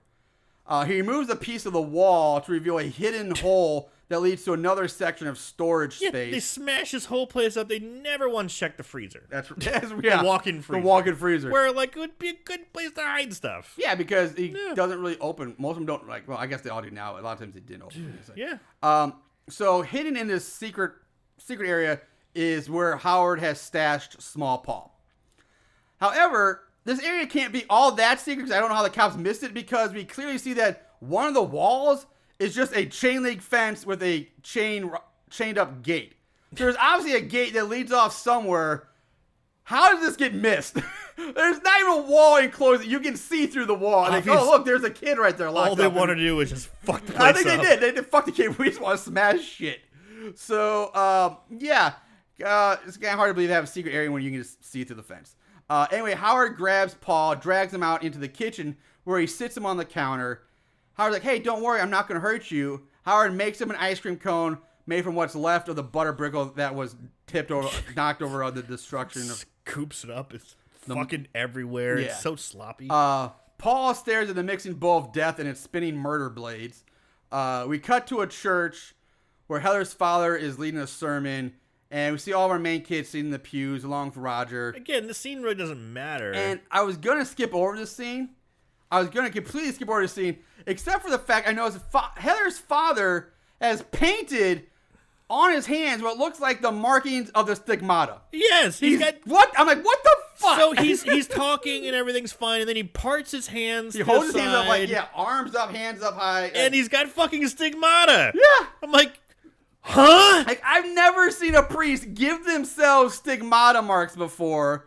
And it's like, you can tell it's not real, because it's just red paint. But still, it's just like, what? Yes! I'm like, what the fuck is wrong with this family? What's with this weird religious... At this point, I'm thinking, did the father and mother... Did they... Like, I'm sorry, okay, is there going to be a link here? Did the father and mother also come from the Wishing Well Sanitarium? The crazy house? Because that would make sense, because this priest and mom who thinks she's speaking in tongues... They keep dropping these bizarre, like, crazy style... They are acting more insane than Clint Howard is. But they're dropping... Clint Howard is acting, like, socially awkward, but not insane. These two are clearly showing insane behavior. And they keep dropping these bizarre religious, like, the wackadoodle side of religion. Yes. People doing stigmata, people speaking in tongues, that kind of crap. Yeah. They're dropping these nuggets that never pay off. Never do. Nothing comes back. I'm like, give me the payoff. Like, when I saw the stigmata thing, I was like, okay, we saw the archangel jibber jabber speaking in tongues. We see the stigmata thing.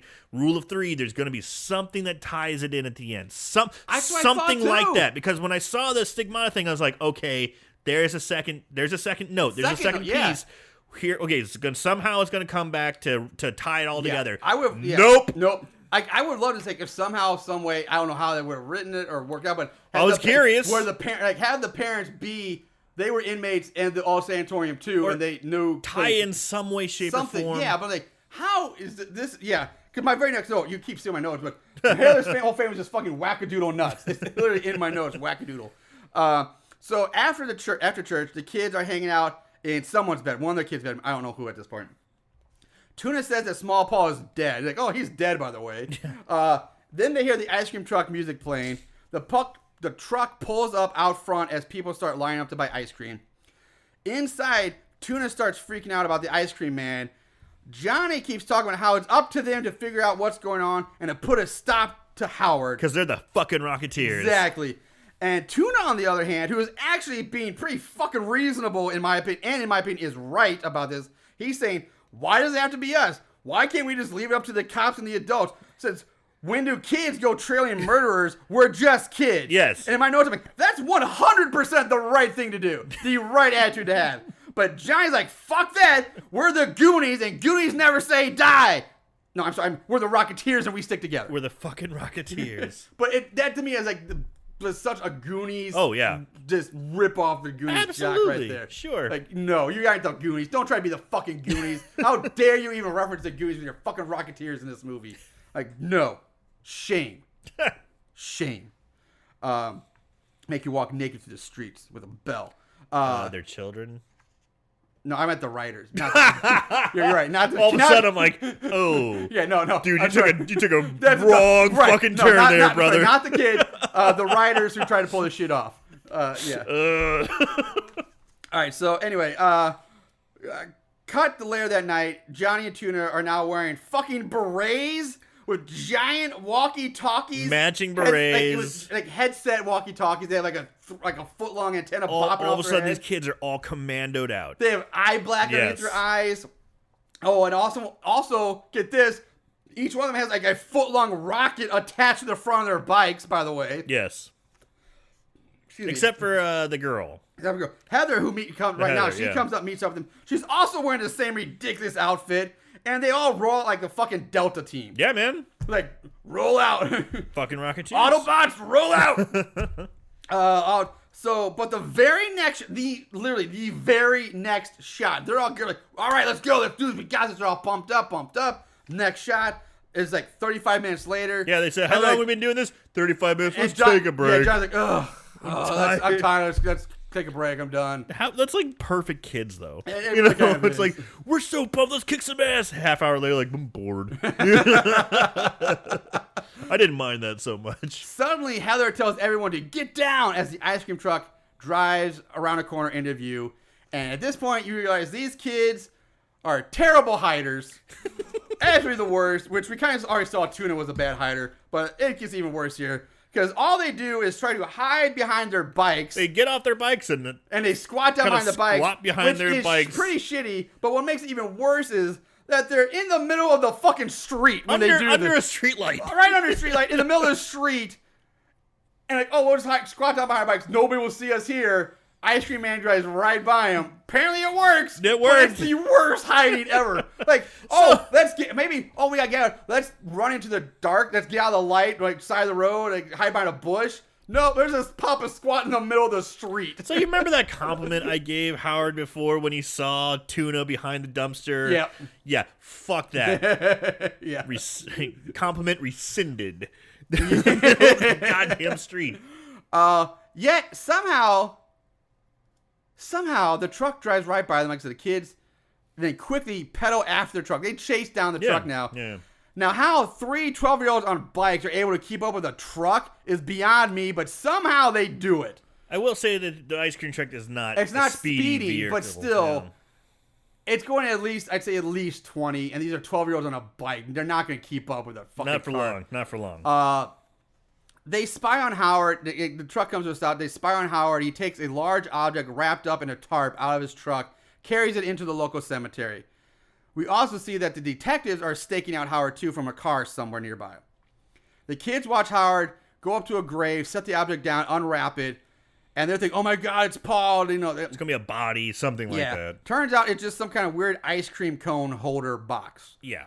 And Howard talks to the grave of the murdered ice cream king, the one we saw gunned down in the beginning of the movie. And he dresses his grave site with ice cream cones. Yes. After Howard leaves, the kid goes out to see what he's doing, and we see the grave of Butch Brickle. That's his name. Yeah. And Howard has left the ice cream cones in the tiny. He puts 2 ice cream cones in like the tiny little vases that are meant for flowers attached to the tombstone. I did like it. Yeah. I thought that was cute too. But then like the entire grave plot is outlined in ice cream cones. It's very festive. But anyway, and then Howard just leaves. We cut to Howard pulling up to the mistress's house now. Johnny and Heather ride up behind him. Tuna, once again, has fallen so far behind that they can't even see him anymore. He's so far gone, he's not even in eyesight. Yeah.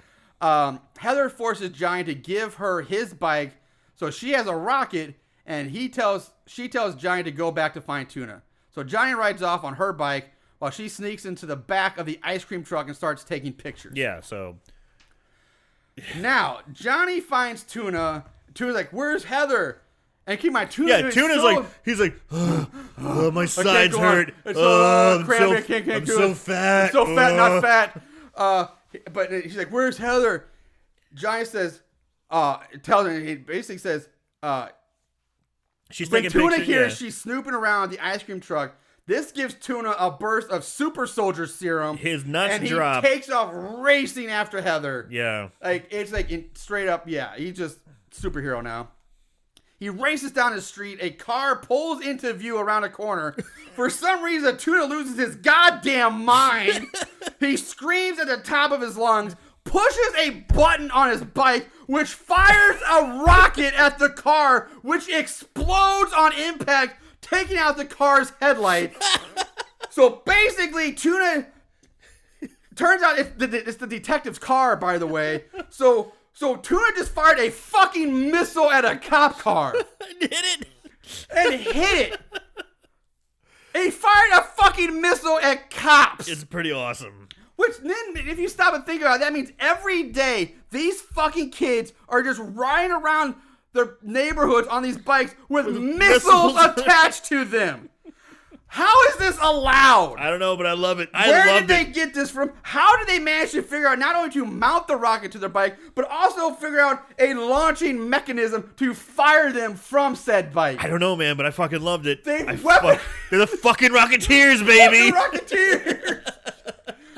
This is like almost terrorist behavior. They're shooting rockets at cars.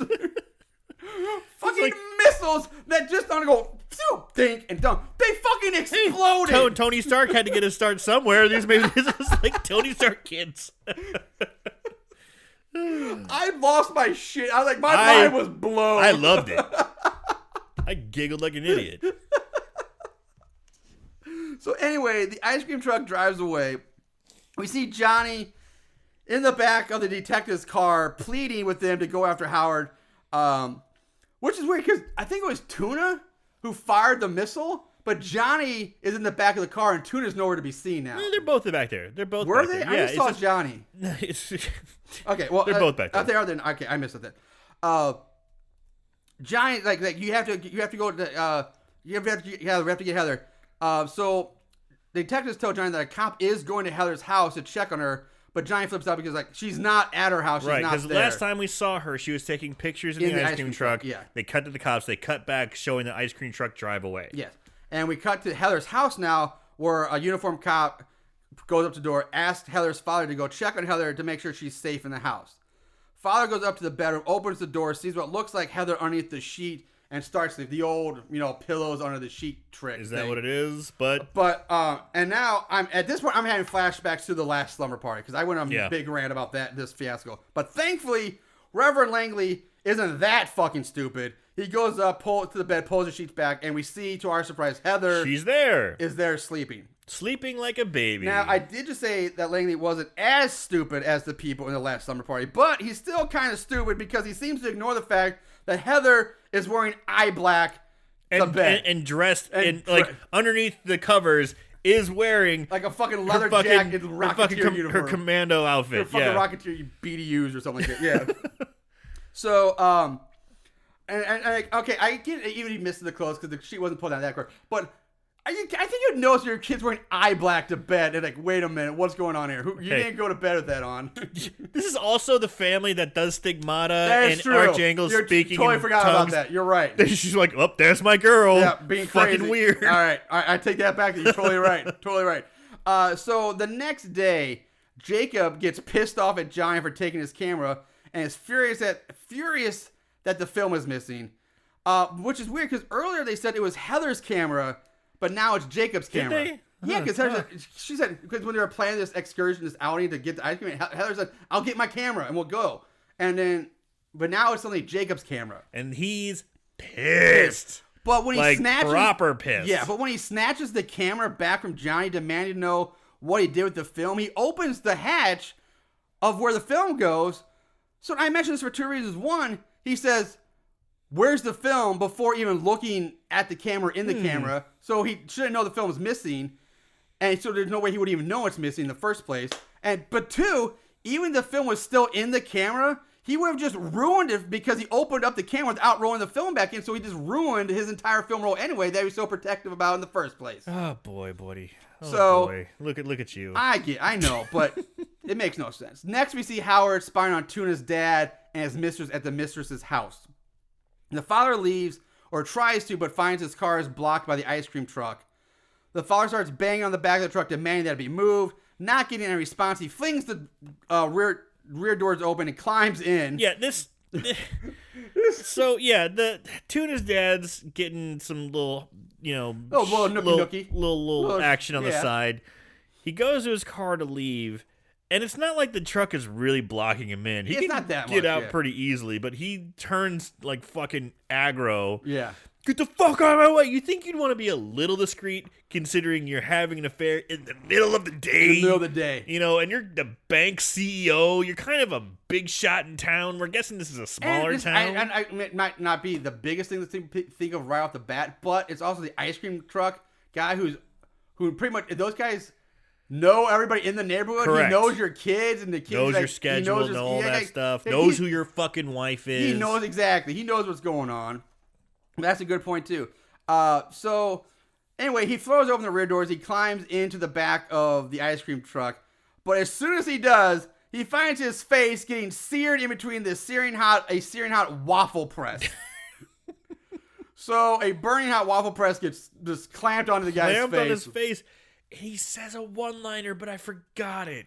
Oh, yeah, I forgot it too. I didn't write that one. I wrote some of the other ones down, but not that one. And then we just jump to the mistress answering her front door. So this movie's been going on a while at this point. Yeah, it's been going on for about an hour. Maybe. I don't even know if we're at the hour mark yet. But and nothing really that crazy's happened. There's a lot of long. It's very PG. Incredibly PG. How this had an R. I think it had an R rating. It blew my mind, but I don't know. Everything has been... you just see like at this point, it might as well be a Goosebumps horror movie. Yes, it's very Goosebumps-esque at this point. Worms in the shoes. Ew. Yeah, I was not gonna. I can think of it. There's really not that much cussing, if at all, in this movie. Really, very little. There's no very little. There's nudity, but it's very, very hard to see nudity, and even then, it's barely noticeable. So anyway, there stands Howard in the mistress's doorway, covered in blood, by the way. Yeah. And yet, for some retarded reason, she invites him in. Yeah, she's like, "Oh, come on in, Mr. Ice Cream Man, covered in blood." She's like, "Another serving of dick? Yes, please." She's like, "You got my hard pack." You say that with such disdain. You're gonna I love pack I'm a hard pack. I don't know. I was trying to think of hard and packing her or something. Hard pack this pussy. Yeah, exactly. Yeah, there we go. He tells her he has something special for her and pulls out from behind his bag a giant, comically sized waffle cone. And in the cone, instead of ice cream, is the bloody head of Tuna's father, topped with what might be red whipped cream and a cherry, but it's topped with something.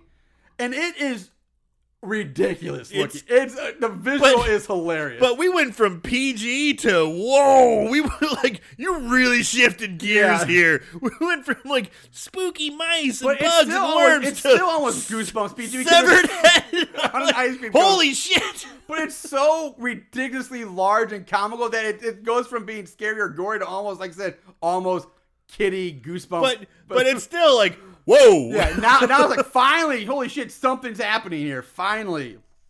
So, Mistress, she screams, which seems to surprise Howard for some reason. Like, he wasn't ready for that. He's like, oh, shit.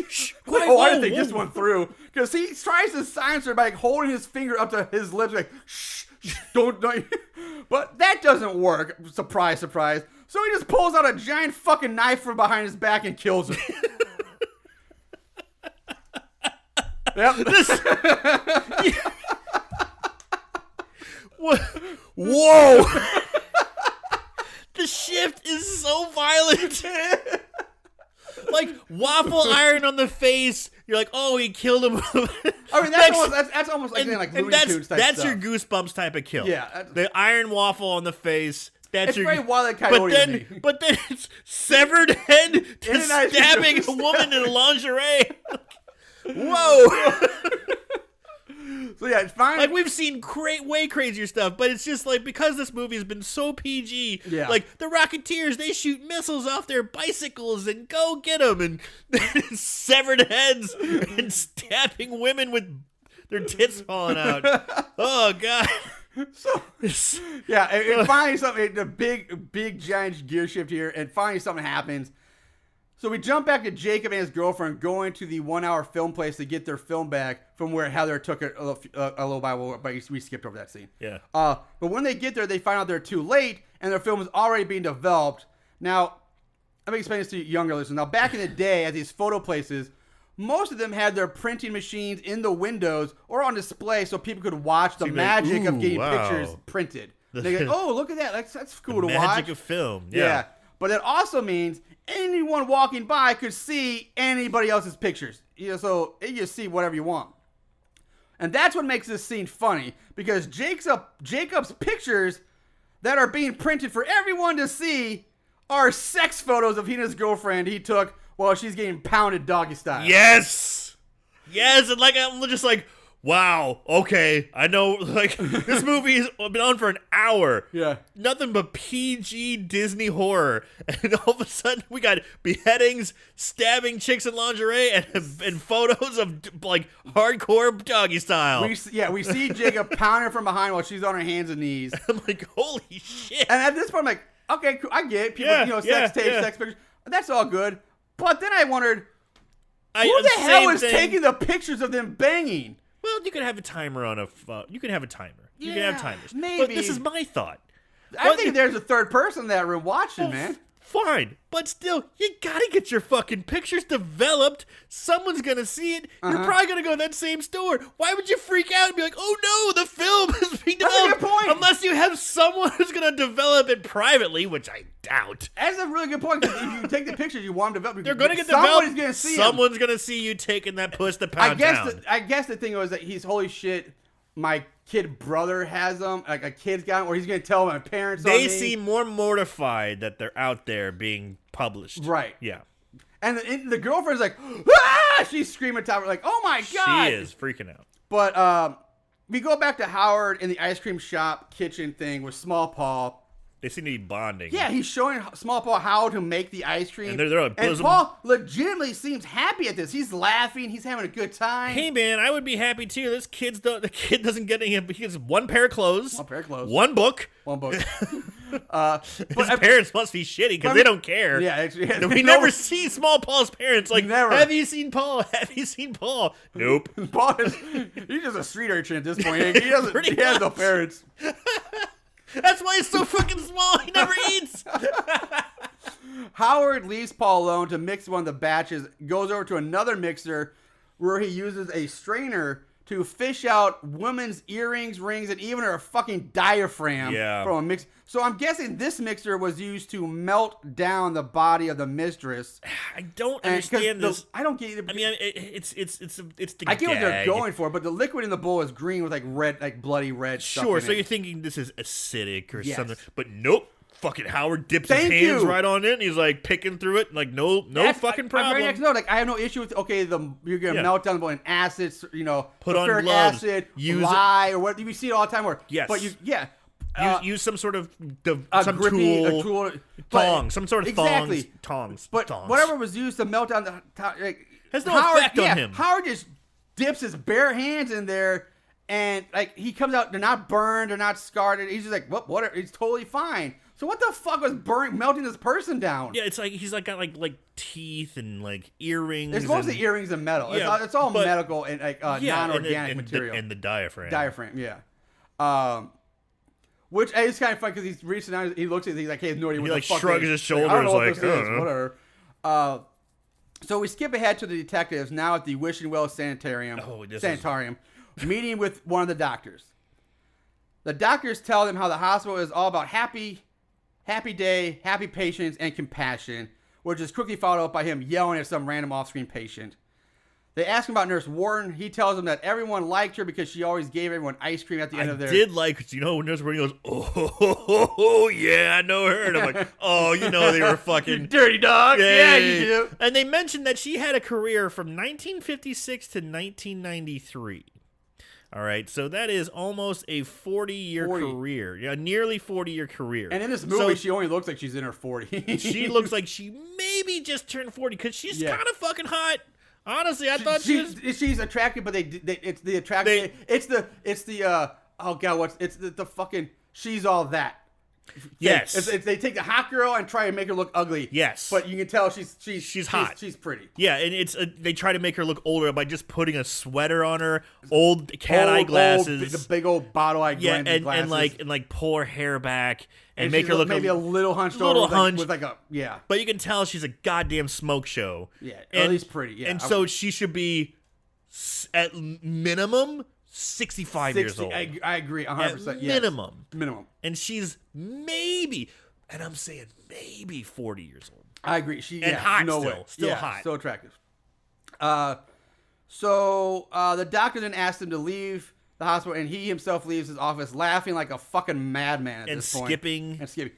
The detectives follow the doctor up some stairs and find that the asylum has been ransacked. It's covered in graffiti. They enter a very large room In the middle of it is a fat man strapped to a gurney with light shining on him. Same type of room that we've seen Howard. It's supposed to be the exact. Yeah. It's supposed to be that same room, just now. Nowadays, the doctor stands over him. The detectives approach the gurney and see the man on it has a giant syringe sticking out of his head, and he's mumbling something about happy days. We also see the man on the gurney has a name tag on his lab coat, and the quote doctor starts skipping around the room, laughing and singing, "Come out, come out, come out, wherever you are, come out." And he's singing, laughing, skipping. And that's when all the previously unseen doors to this room open and outpour about a dozen mental patients or inmates. They're all, it's almost zombie-esque. Yeah. They're like, Some of them are laughing, some of them are groaning. Yeah. And they're shambling towards the detective. The detectives flee the room, being slowly pursued by the inmates. Now, this scene of them making their way back through the hallway, now flooded with inmates, is fucking horrible. It's so crazy. So it's crazy. It's bad. It's a lot of things. Because this is when Jan Michael Vincent said, "Fuck this." Yeah, I cannot believe I'm in this goddamn movie. Yeah, but we have more on that in a minute. But first of all, we have to. There's absolutely zero tension or suspense to this at all, and because they kind of come up to him and they just gingerly walk right past, kind of gingerly push them. But both detectives at this point look like they're just on a leisurely stroll to the park. They don't even like, oh shit, we got no sense of urgency. A leisurely stroll in the park. We should get out of here. Good. And Jan Michael Vincent, JMV, as I'm calling him from here now. Look, like you said, bored out of his fucking mind at this point. You can tell he's just like, fuck this movie. Yeah. He's phoning it. He's not even trying to look like he's concerned. At least Lee Majors at one point starts to get kind of concerned and looks like he's kind of like, oh, look out, there's someone behind me. Kind of pushes one or two of them around. But the patients... But Jan Michael Vincent is literally walking with such disdain. Yes, he is. He hates that he's in this fucking movie. 100%. The patients, like I said, the patients come across more as a nuisance than any actual threat to the detective's safety. And like I said, we mentioned, like, we see JMV, he kind of even lightly and gingerly just pushes one away with ease. Just kind of get off. But they're all behind one. Boogie, boogie, boogie, yeah. boogie. And then for some reason, the detectives decide to split up, which makes zero fucking sense to me. I don't know how they I don't get this at all. That's got to be against police code. You always go in buddy system. But it's like they didn't explain it. It's like all of a sudden they're separated. Well, when he's like, you go, Michael Vincent tells him, you go. No, I didn't catch that part. Go call for help. Go call backup. Yeah. But like, why don't you just both go call for backup? Why are you splitting up? JMV continues his leisurely stroll down the hallway while Lee Majors Jr. goes off in a different direction. Finally, stuff starts to happen when we pick back up with Lee Majors Jr. He's going down the hallway lined with crazy people doing crazy things. And, it's just, it's a hodgepodge. It's just crazy. They start to become a threat, and there's the finally, fight scene. Yeah, finally, 3 or 4 inmates just finally attack Lee Majors Jr. He fights them off remarkably easily, by the way. Yeah. Very, very easily. LM Jr., he gets back to his car. Rayo's in for backup. We need help in the sanitarium. Oh, my God. And that's when Jan Michael Vincent, has finally had enough of this bullshit of the annoying inmates disturbing his leisurely stroll, because he pulls out his gun and just starts shooting fuckers.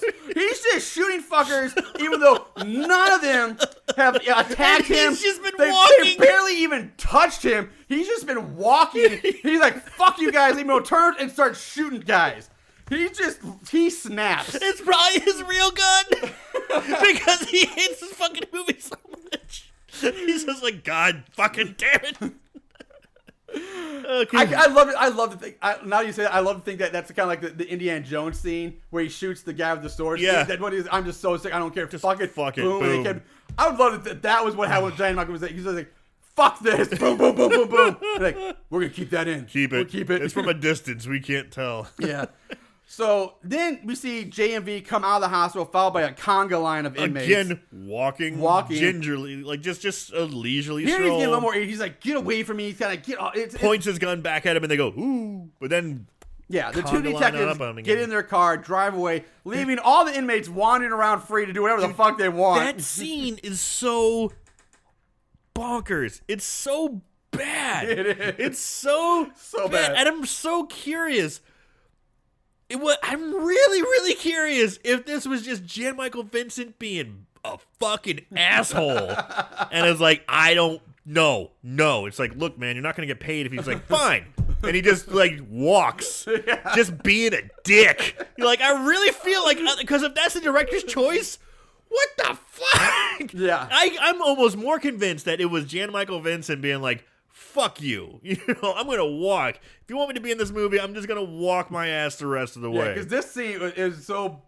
Yeah, his performance in this scene is crazy. It doesn't make any sense. It doesn't. That's why I really, really would want to know if there's any trivia behind that. That's a great point. Because like I said, there are points where Lee Majors is sort of like, he's kind of like honestly he's like, okay, inmate there, gotta keep my eyes up. He fights. He has urgency. He like kind of like not has a whole lot at first, but he does something. But compared to Jan Michael Vincent, who literally rolls on out, with no sense of a threat. Exactly. It's and like if this wasn't the director's decision, it's a no sell for the pro wrestler fans. Oh yeah, he's no selling this scene, no selling this scene whatsoever. It's like getting fucking speared by Goldberg and just standing right up, being like, "What?" Or not even falling down in the first place. Getting the stunner from Stone Cold and just standing back up, like, meh, it's a dick move. It's awful. It's Jesus. So. We cut to the Rocketeers, the fucking Rocketeers. Riding their bikes at night. They end up rounding a corner at the same time as the ice cream truck. The kids pull a 180 and start to frantically pedal away as Howard chases them in the truck. Howard pulls up alongside Tuna, who's fat, not fat ass, just can't keep up with the other two kids. Of course not. We never heard that one before. Howard reaches out, grabs Tuna by the back of his shirt, yanks him off his bike, and pulls him into the truck while it's moving. This is very like a muck train-esque stunts right here. It's like, kid, just ride your bike. We're going to pull you in while you're moving down the road. And you're fine. Because it doesn't look like a midget stuntman. It looks like they just yanked the kid off his bike. I wonder if it's just like a stunt woman stuffed with a very tiny stunt woman. A stunt woman stuffed with cushions. So like I said, we see Howard yank Tuna in the truck. And while driving and continue to drive away. The very next shot, we see Howard dragging Tuna to the back of the ice cream truck and force Tuna into the freezer, saying to Tuna, "You're ice cream." Now, you might be saying, hey, Marshall, that doesn't sound so crazy. What's the big deal? Well, here's what made it ridiculous to me. While Howard is struggling and dealing with Tuna, trying to get him into the ice cream truck freezer, the truck is still driving down the street. No, it parked. No way did it park. Because Yes, when it you did. see it, you see the bottle shake, you see the liquid moving around inside. There's no way that thing's parked. It parked. Because I thought the same thing. But no, when he pulled it in, you see him like pull over and the brake lights are on. So I You assume, don't see him pull over. Yes, You see him pull him in, the next shot is just inside the truck. It pulls over and the brake lights come on. So I'm assuming he parked the car.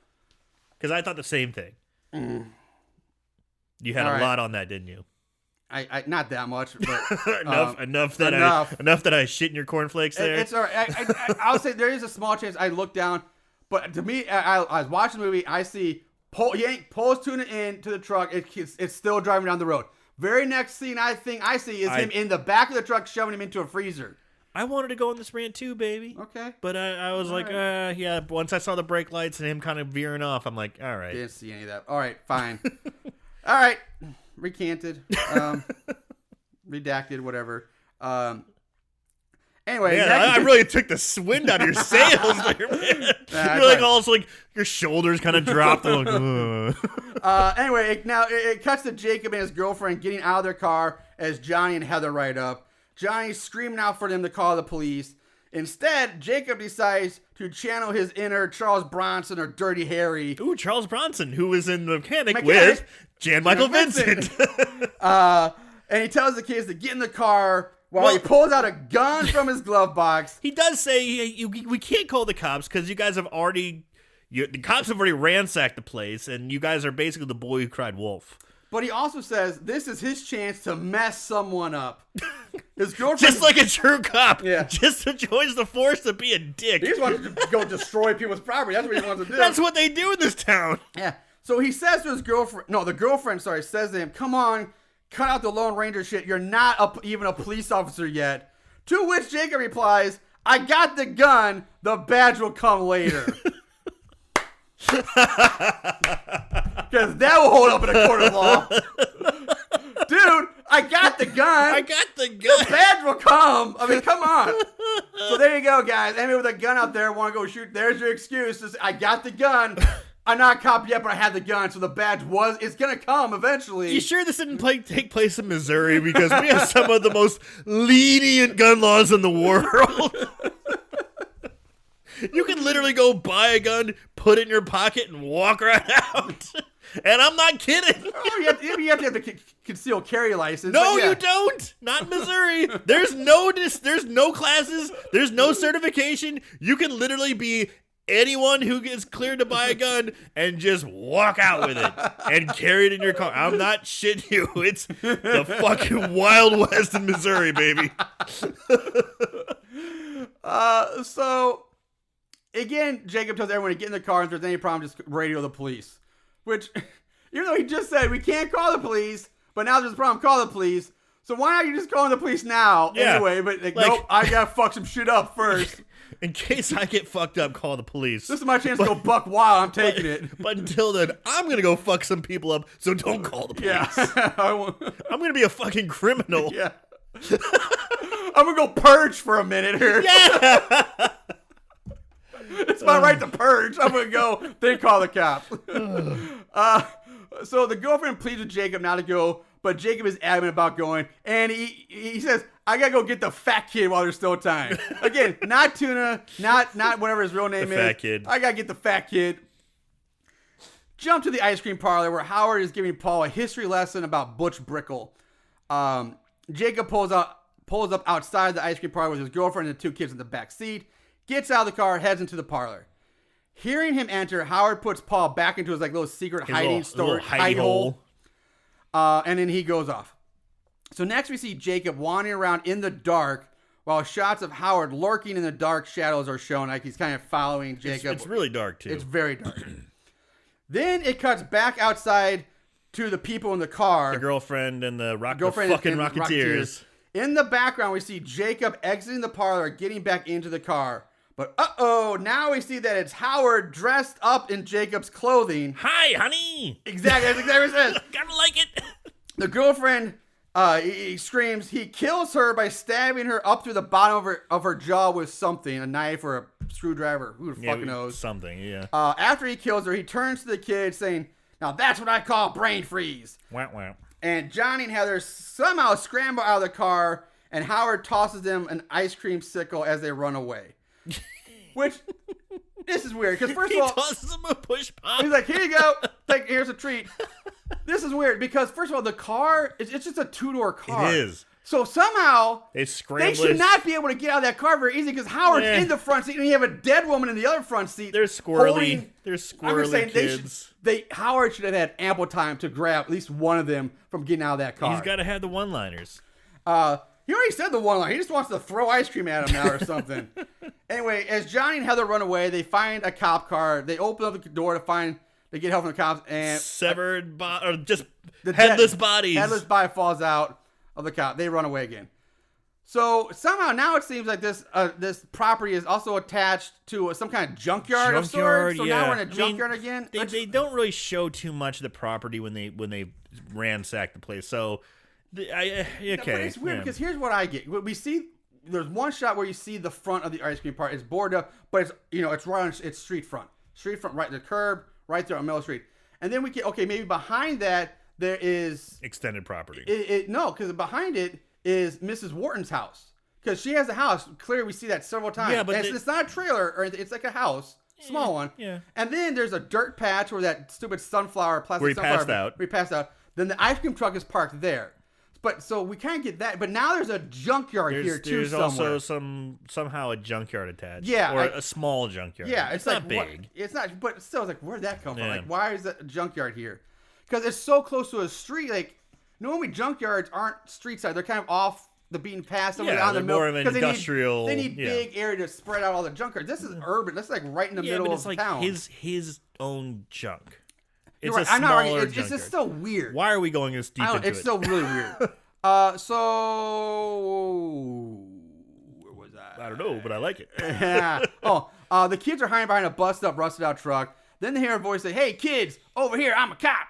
And they look over and they see a head of a policeman pop up from behind a car. The cop asks them, "What are you doing running from the ice cream man?" And then a second cop pops up from behind the car too. The second cop says something along the lines of, "It's like Big Sweet always says, you can't always find a sweet kid, but you can make a kid sweet." So I'm guessing Big Sweet's their take on Big Tobacco. Like, what's Big Sweet? I don't know, but that's and that's been rising up. But the two cop heads is Howard the ice cream man.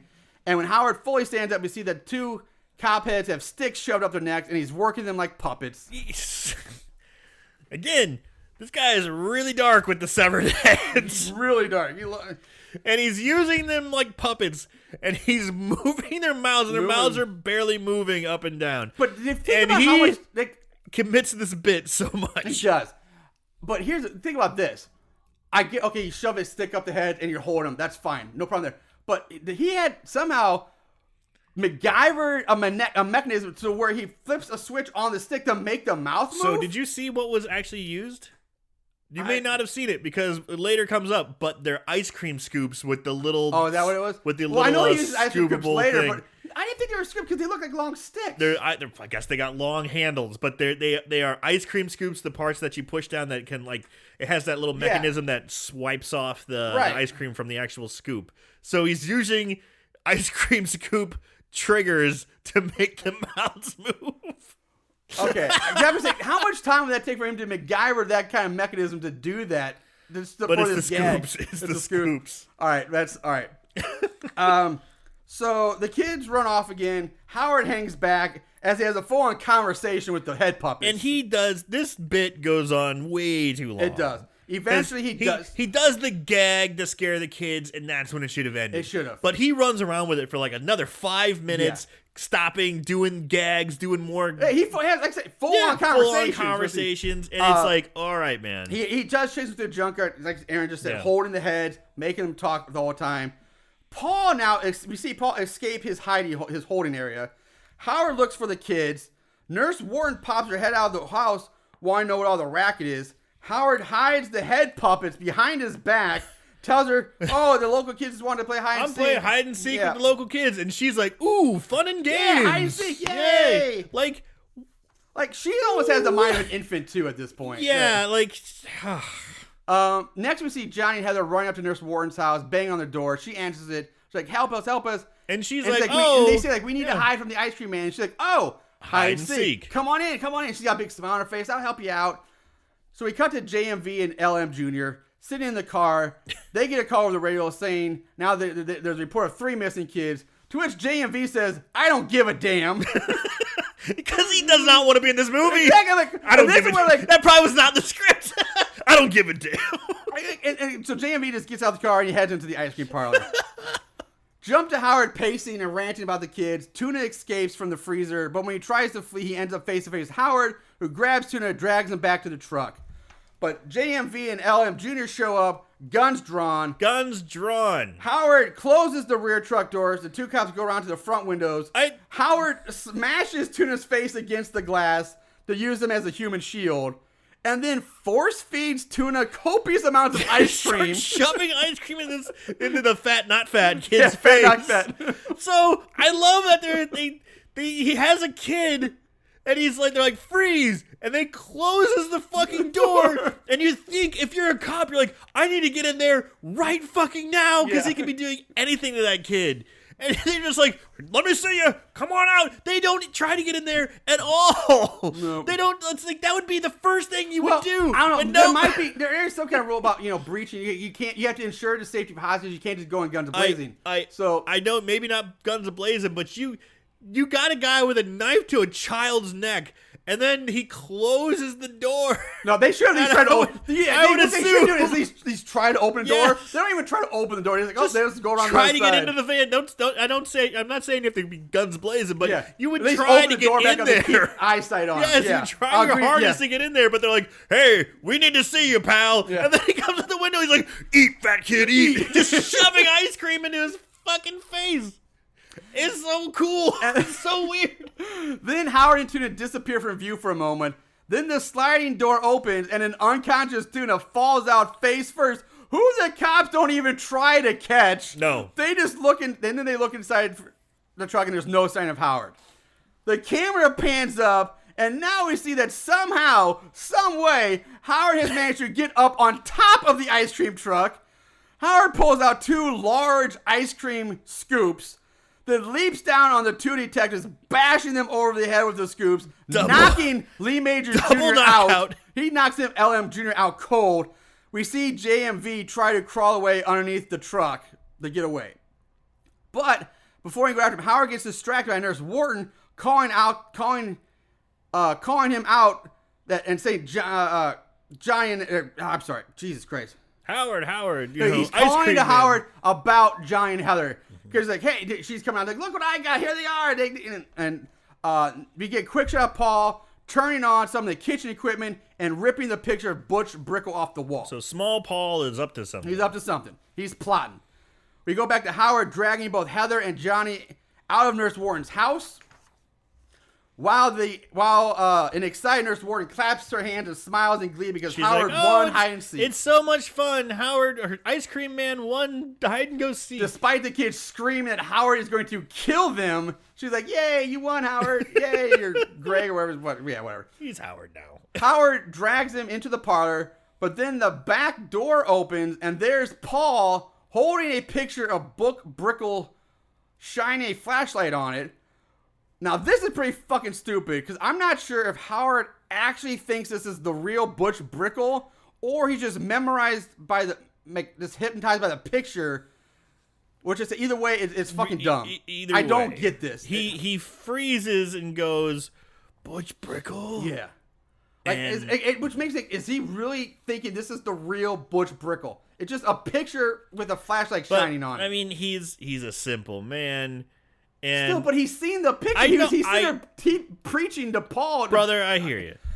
But now he's mesmerized by the photo. He's basically hypnized by this thing. Basically, yes. He releases Heather and Johnny and follows the picture into the dark hallway like a fucking moron. Now, that's not even the most retarded thing in this point.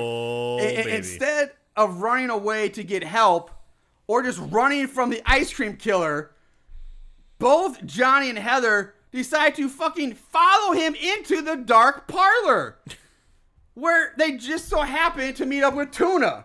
And which, what? Why is Tuna in there now? I don't know. Makes no sense to me because last we saw him, he was laying face down in the dirt outside, but now he's in the parlor, which also means that he too decided not to go get help, but to run into the ice cream parlor. Which, when you think back to it, makes zero sense because he was the one this whole movie saying, I don't want anything to do with this. I'm a child. Let's go get help. I'm just a kid. But now he's like, fuck it. I'm going into the dark, scary ice cream party where there's a killer in there. What is happening? Sure. None of this makes any sense. So while Howard follows the picture through the dark, he has more flashbacks or delusions of his time at the wishing well. Paul leads Howard back to the kitchen where the kids follow behind him. Paul drops the picture of Butch Brickle. Howard goes to pick it up. While Howard is staring at the picture, Paul plugs in the mixing bowl of death, turns it on. Now, from what I saw, I'm sure Aaron will probably say something different. I don't know. But what I saw, it made me think the mixing blade spins so fast that it creates a vacuum or a vortex or something. Because all I can tell is for no reason whatsoever, Howard just falls into the mixing bowl. You know, I don't. He's standing there, and then he plops into the bowl. Like, there's nothing. Nobody knocks him into it. He doesn't, like, he's just, it's like he gets sucked in by the swirling blades. You know, I can't think of anybody pushing him in or nobody knocking him does. He's just there. He's staying next to it, and he's just in it. I can't think of what did. I can't. I mean, that has to happen, man. It doesn't. It has to be. It doesn't. Some Scooby-Doo Home Alone type of like. There's no schoolboy, get by his knees and push him in. The kids are nowhere near him. They're not even on screen. He's just staying next to the mixer, and next thing you know, he's in the mixer. Are you sure? Yes. Because I am having a really hard time thinking of exactly what knocks him in there. You're right. Nothing does. I can't think of anything that does. How did I miss that? He's just in the bowl. So Howard now basically is blended alive in the giant mixing bowl of death in slow motion. Well, he falls into the bowl. Yeah. And then Small Paul plugs in No, because he falls into the bowl, and then Small Paul plugs in the thing, and he already says, turned on. No, because he when he plugs it in, No, he says he has a one-liner. Yeah, he says he says, "Who's the Pied Piper now, Ice Cream Dick?" Ice Cream Dick. But no, because he's basically blended alive into giant mixing bowl of death in slow motion. Sparks fly. The murder mixer catches on fire. Paul says, "Who's the Pied Piper now, Ice Cream Dick?" But Paul plugs in the mixing bowl and turns it on beforehand. We see that before he goes into the mixing bowl. No. Yes. Man, okay, well. Yes. I'm going to go ahead and concede because I cannot think of anything that knocks him in there. Because nothing does knock him in, but it's already turned on. That's what I'm saying, because it turns on, the blade starts spinning. That's why I made the vortex vacuum, because why is he getting knocked in? Did the blade suck him in because they're spinning so fast? Because it's already turned on. Anyway, we crossfade to, I guess, the next morning. So we're completely bamboozled by the villain, the climactic scene where the villain gets his, and we're totally dumbfounded and confused as to what happened. Yes. Oh, that's bad. Exactly. Like I said, next morning, I guess, cops are escorting the kids out of the parlor as more cops show up. We see JMV and LM Jr. being helped to their car. Nurse Warren comes out asking if they found her dog yet, which is still the ongoing gag, and want to know where Howard is. We fade to black, fade in on Johnny and Heather meeting up on street sidewalk. The two of them are wearing their fucking dumbass Rocketeer beret uniforms. I think they're pretty sweet. Up rides Tuna, who is also wearing his beret, along with Roger, who is now made an official member of the Rocketeers and given his own beret. Which I'm like, so you're telling me that these fucking kids at this point they have apparently a stash of extra berets just lying around for induction. Hey man, like how many? Okay, you gotta be part of the crew. It's just gotta be part of the crew, man. Fucking whatever. What kids have berets? The fucking Rocketeers do. Okay, you're right. Also made me think, what are the entry requirements to become a Rocketeer? Because Roger certainly didn't do shit in this movie. Survive the ice cream man, I guess. Barely even in the movie. What would make more sense to me, what I think would have been a better thing, is if in the beginning of the movie, Paul was not a member, because I don't have any friends.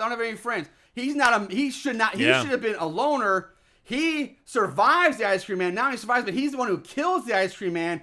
He's rewarded then by becoming a member of the Rocketeers. That makes sense. That's what should have happened. Roger was useless pile of turd in this movie. He spent his whole movie hiding in a fucking bush. He did. He spent the entire time hiding in a bush, but yet he's awarded for getting escorted home by Tuna. Yeah, the fat, not fat kid, who's the weakest character in the whole movie. Who is now not fat. Yeah, he was now, and they even show it. They even show they just show fucking Johnny. Go, hey, touch Tuna in the stomach. I'm like, why is Tuna thin? They're trying to insinuate. That's not even a word.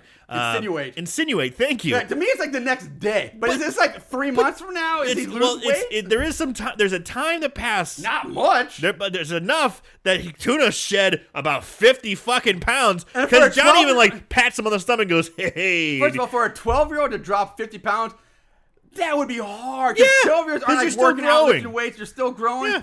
This is the next day. It's so crazy because you could clearly see they took the fucking fat suit off of him, and he's like a slim kid. Was that why they needed a slim kid for the big reveal that Tuna loses weight at the end of this? Which doesn't make he was so traumatized by that he gave up his ice cream treats, and that's what made him lose all the weight. Which doesn't fucking matter. No, it doesn't. It's so weird. So, Roger does ask where Small Paul is, and Tuna replies, where else? Therapy. Duh. Duh.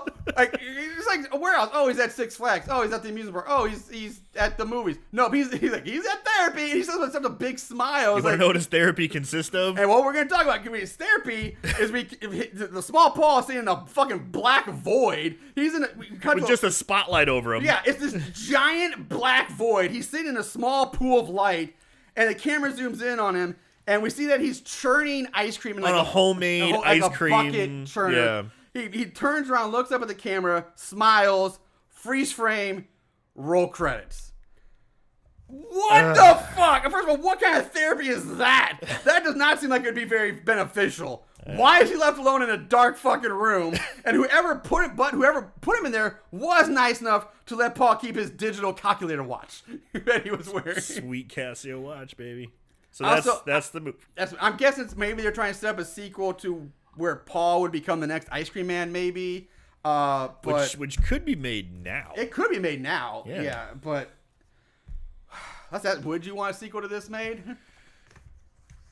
If done right, yes, I would. I would like to see it. I think it would be a fun B horror movie. Again, I think remake, if done right, I kind of agree with you. Like I could go with those. Maybe not a whole franchise. I don't need 3, 4, and 5, but I don't need it to turn into like a Full Moon, Evil Bong, Ginger Dead Man type thing. But, a Full Moon would do this. That'd be awesome. If they could somehow get the rights to Ice Cream Man and remake, like do a sequel. An Ice Cream Man, Ginger Dead Man crossover would have to happen then. Oh yeah. Ginger Dead ice cream. Ginger Dead in the ice cream. Ginger bits. Yeah, gingerbread cookie. Or just make Ginger Dead Man the Ice Cream Man. Nah. He's too small. Nah. Yeah. You gotta have the small Paul continuation. So that's it. That's it. That's it. I know I was supposed to remind you about something, but I don't think either one of us remembers what you were going to talk about. Yeah. I thank you. I can't believe you remember that because I totally forgot. But you remember that scene when they go, the kids always get away, and then when they're on the merry-go-round and the Pied Piper, the Pied Piper and the park rangers talking about him. Yes. And I'm thinking, that's total foreshadowing. The kids are gonna get fucking killed. Nope. The kids all get away. Yeah. Fuck this movie. I agree. Pissed me off. I know it's a thing about 90s and most horror. You don't kill kids, but the whole movie is about an ice cream killer stalking kids. He should have killed a kid. Like Roger or somebody or Paul. Somebody should have died. And they didn't have to do it graphically if that's what they were worried about. Off screen. Like when they showed him loading small Paul on there, I assumed he was dead. Yeah. And I'm like, well, there goes one. But, it's like, I get it. You don't want to show blatant child murder. But that's another thing. Let's talk about, because what comes next is our favorite kills. And we have wait, who's that coming in? Oh, Harley Quinn. How you doing? Thanks for joining us. You're just in time for our favorite kills section. So many wonderful kills to choose from, but you can only choose one. Them's the rules, Puddin'.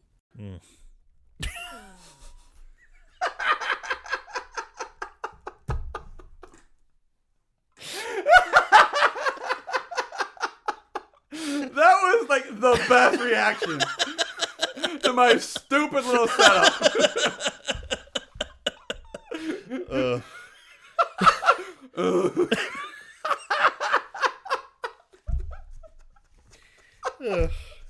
Podcast over. I'm just gonna leave it there. Fuck it. That was awesome. Favorite kills. There's a surprise again. For a horror movie, hardly anybody dies in this movie. Pretty much every death is technically off camera. Yeah, pretty much. Everybody that dies is like is a secondary or tertiary at best character. They're minor people, like random cops. Yeah, a dad that you really see once or twice. Like there's none of like the main characters like horror movies. At least some of the main characters die. This one, none of the main characters die. That's a really good fucking point. Is that Tuna's dad was fucking beheaded and his head paraded around in an ice cream cone, but he's the one who loses weight and does fine. Yeah. And Small Paul, who survives, has to go to therapy. You think the fucking kid whose dad got his head chopped off might need some therapy? Yeah, and he's the one who was stalked. Small Paul was chummy. Like, why is he kill? They were boys. They were buddies. That's another thing that makes no sense about the ending. If Tuna kills him, that's kind of like his come on. It's like, oh, it's his poetic justice, whatever. Good for Tuna. Here it's like Paul be like, dude, you're my friend. You killed my friend. Yeah. Why are you killing him? And also, like, I also made more. It would be a little more sense of maybe Jan Michael Vincent or Lee Majors Jr. One of them got killed because they were somewhat more major than the other than the kids. Who else are major characters? But they come out fine. Like, so it's fucking lame. But anyway, we got to pick one. Them's the rules. So I'm gonna go with the girlfriend. I don't think we ever learned her fucking name. I just call her the mistress. Sure. Yeah.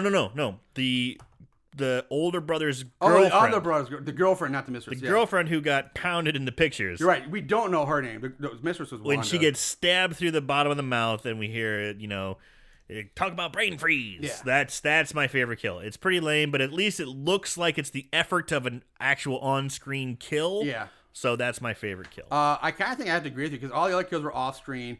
The reveal of Tuna's father in the ice cream cone is great. That's good. Hilarious, but you don't really see the kill.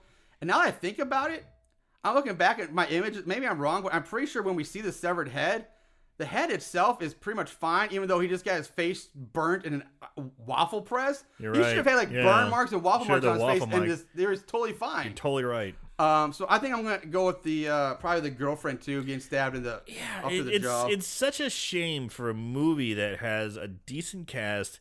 That's it's supposed to be a gore. This was fucking straight for VHS, right? Yes, right for a movie. In straight to video store straight release. To video, yeah. It's supposed to be gory and grindhousey, and they just didn't. It was a letdown there. A lot of reveals, not a lot of on-screen kills. Yes. Let's move on to odds and ends. Hey, where do you think you're going? Mr. M and Mr. A ain't done yet. Here comes the odds and ends. Now sit down. All right, ratings. IMDb 4.9 out of 10. Rotten Tomatoes. There is no thermometer score, but has a 42% audience score. Amazon gives it a 3.7 out of 5. Trivia. Let's see. According to this, Clint Howard screamed and yelled at the top of his lungs while driving in the car every day to the set in order to have a more gravelly voice for his role. Oh. The movie. Oh, we are talking about movie being sponsored by Converse and Chuck Taylor, so we'll move on. The scenes in the sanitarium were shot in an actual abandoned sanitarium in Pasadena, California. Moreover, the satanic drawings and graffiti were already there on the walls because it's been abandoned. People were, graffiti. Interesting. So, nice. The first draft of the script was written in 3 days. That does not surprise me at all. David Warner worked only 2 days on the film, so he was only on set for 2 days for that. David Warner, who was that?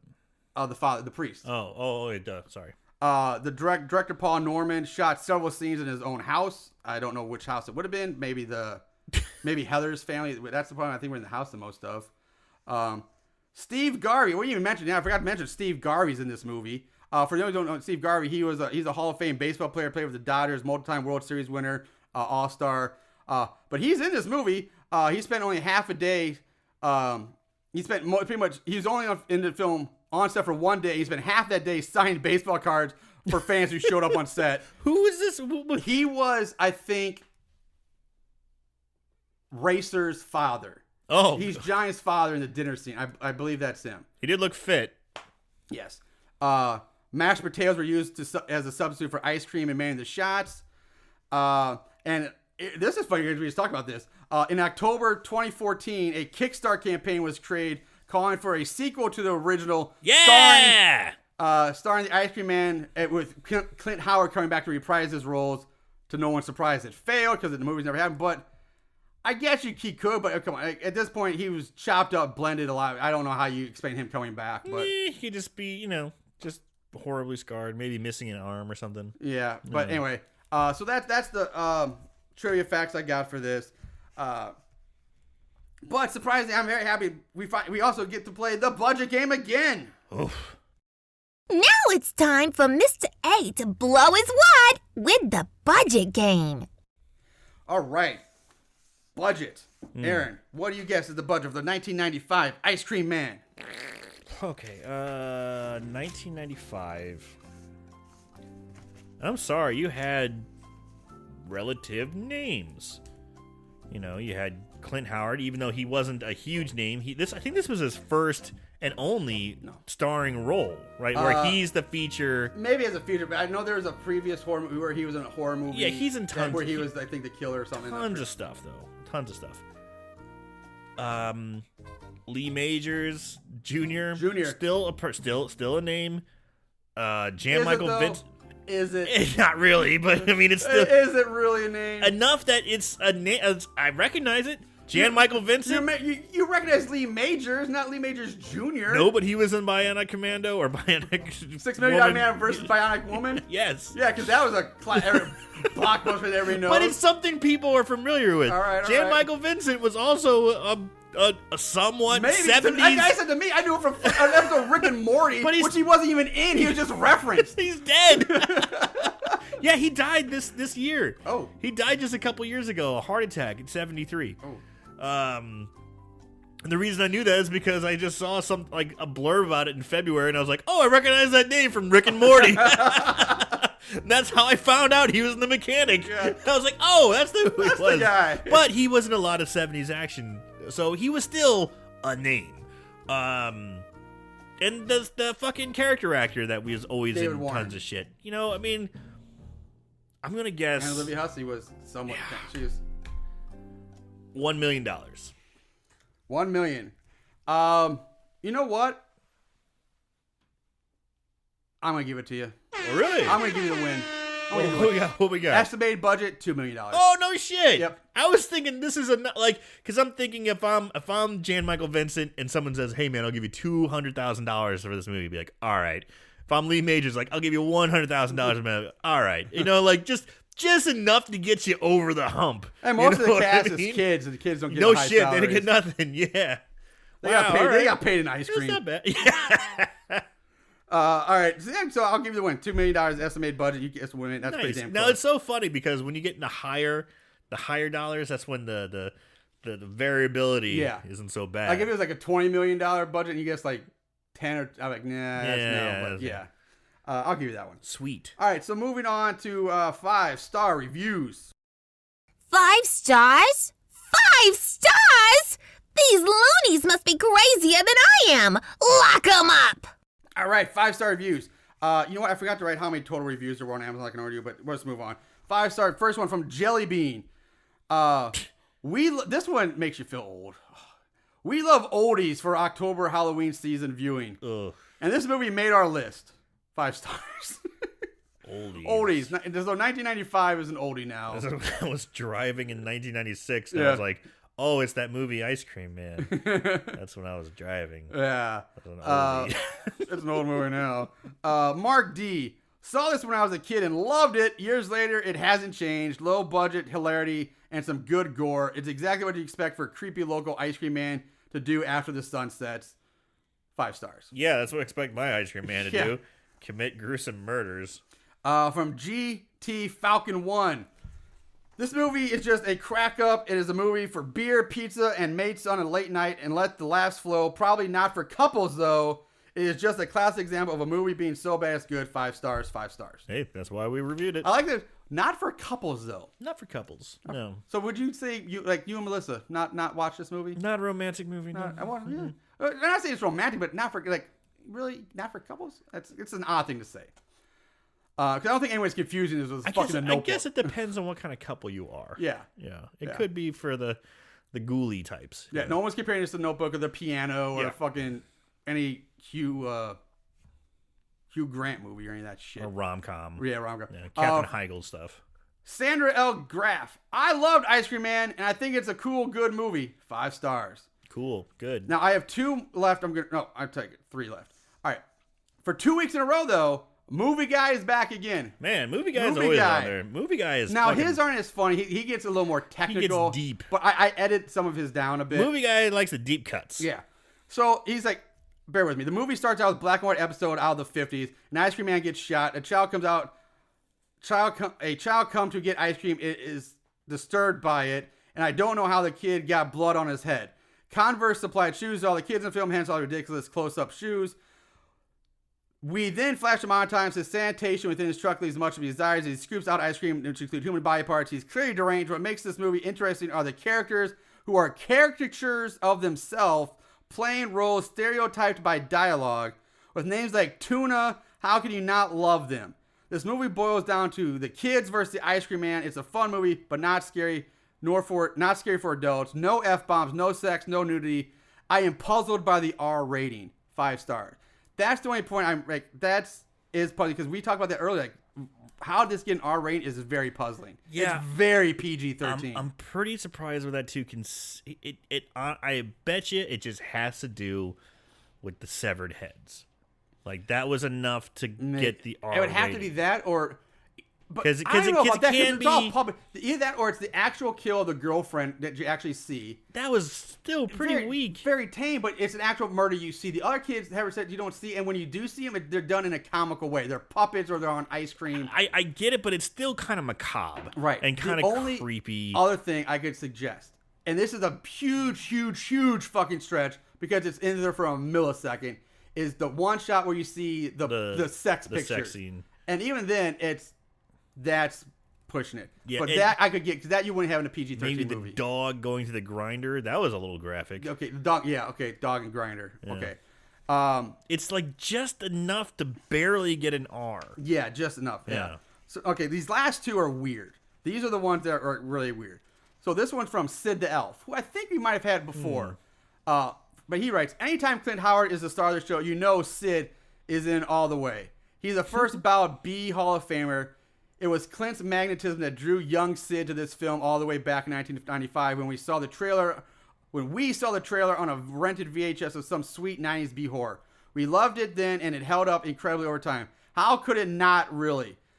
Clint's character is called Gregory Truder. He went mental as a young kid after he witnessed his idol, an ice cream man, being murdered. So Greg is sent off to a mental institution. Upon his release, he became an ice cream man and starts kidnapping people, killing them, and incorporating their body parts into his delicious ice cream concoctions.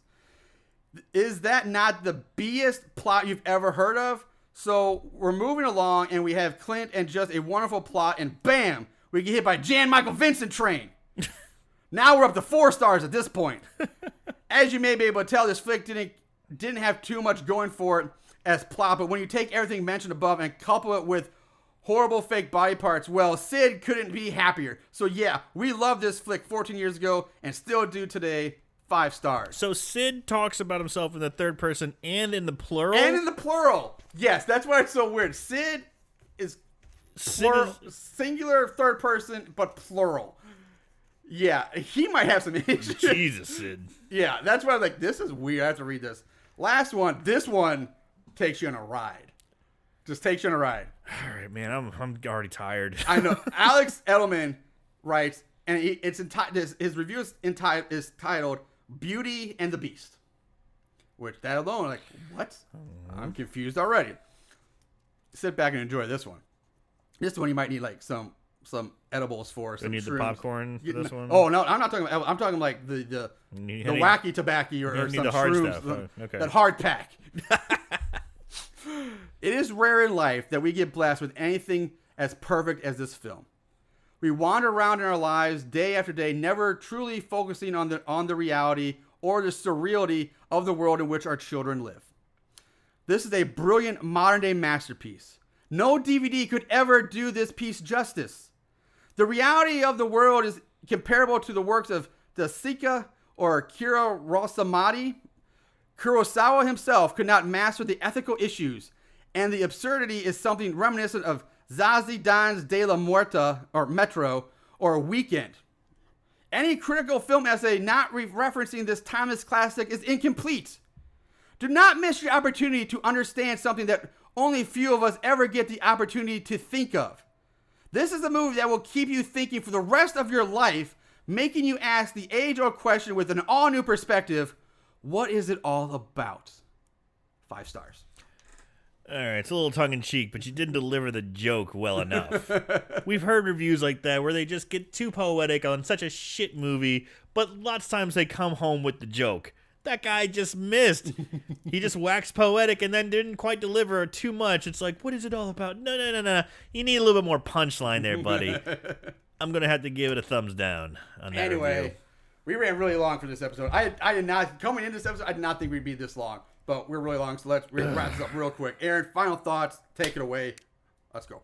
I think it had potential. I really thought it was kind of, it's like, what a great type of villain for your B-horror movie stalking kids, right? Yeah, especially the 90s, too. Yeah, because, it's the ice cream man, and we've mentioned before, he knows your routine. He knows who you are. He knows where you live. He's basically a real-life Santa Claus right now. It's exactly what you're doing. He knows where you sleep. He knows your wake. He knows where you live. He knows your neighborhood. He knows your parents. He knows all that shit. So it's like... Hide your sisters. Hide your mothers. Hide your kids. Hide your wife. Because Ice Cream Man going to be killing up everybody.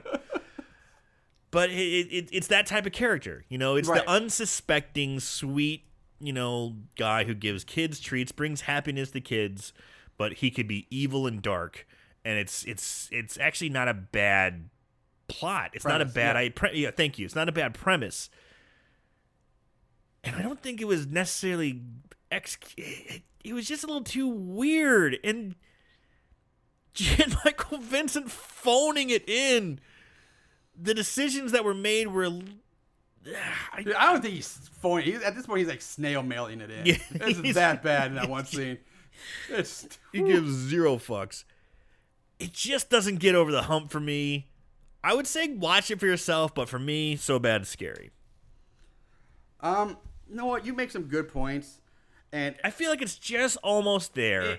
That's where I'm at too. Like I'm on the cusp. Like part of me wants to say so bad it's good because it is ridiculous. Clint Howard does a good job. He does a great job. Great job. He is on point the entire time. And honestly, kid actors they're not bad. The kid actors are not bad. They're really not. They're not that bad. And I'm first to say I don't really like movies that focus on kids. I know. Especially horror movies, because you always know as soon as you're kids in horror movies, it's gonna get watered down. Until you had a kid, you wanted to kill all kids. Now you're just a big old softie. Yeah. But I agree with you. Like, part of me wants this so bad it's good because it is ridiculous, and it probably should be seen. There's some comic value in it, and some of the insane stuff like the speaking in tongues that's ridiculous. But I agree, you're right. I think they missed the mark. I wish it would have been gore, because this would have been. I think again the premise is great, but I would have loved to see more gore. Like, he should have been going around. Now, if he doesn't want to kill the kids, final kill, but kill more of the adults, kill the parents, kill the detectives, kill other people. And start it off sooner. It doesn't really get going until the third act. Basically, about 25 minutes left in the movies where you find stuff going. And then it just gets crazy. But like they even play up to that he should have been going around like, you could have done cheesy, fun one-line kills, like taking those ice creams. He could have been like scooping people's eyeballs out or like brains out. Yeah, there's just so much opportunity to do something fun with some of this stuff. Freezing people, breaking them off pieces, like turn them into popsicles or something. There's so much stuff, but they just missed the mark. Is it so bad it's scary though? No. I'm gonna still say, in a weird way, so bad it's good, just because the premise is there. It should be watched just for, because there are some silly effects that not good. It's still a bad movie, don't get me wrong. Yeah. But the ice cream head, the ice cream and the ice cream cone is funny. The puppet heads are funny. Clint Howard nails it. Yeah. He does really good. There's some good. I don't know if I'm saying. Now I'm thinking so bad, it's scary again. But then again, man, this one. I think since we're split on it, this is one that Moon Goon's got to watch on their own. This is one they got to see. Like, you gotta be the tiebreaker. I'm gonna leave it so bad it's good, just because the things that are in it it's fun to watch and be still, but it's barely over that good threshold. It really is. They missed a lot of opportunities. A lot of stuff could have been better. But there it is. We're running long, so I'm going to shut up. All right, we're going to wrap it up. Thanks for listening, guys. Like I said, we don't thank you enough, but so thank you. Remember, check us out in CreepyCon in August 23rd to 25th in Knoxville, Tennessee. We'll be back later with another episode, another movie. So in the meantime, guys, watch more horror movies, and remember to always keep it tight.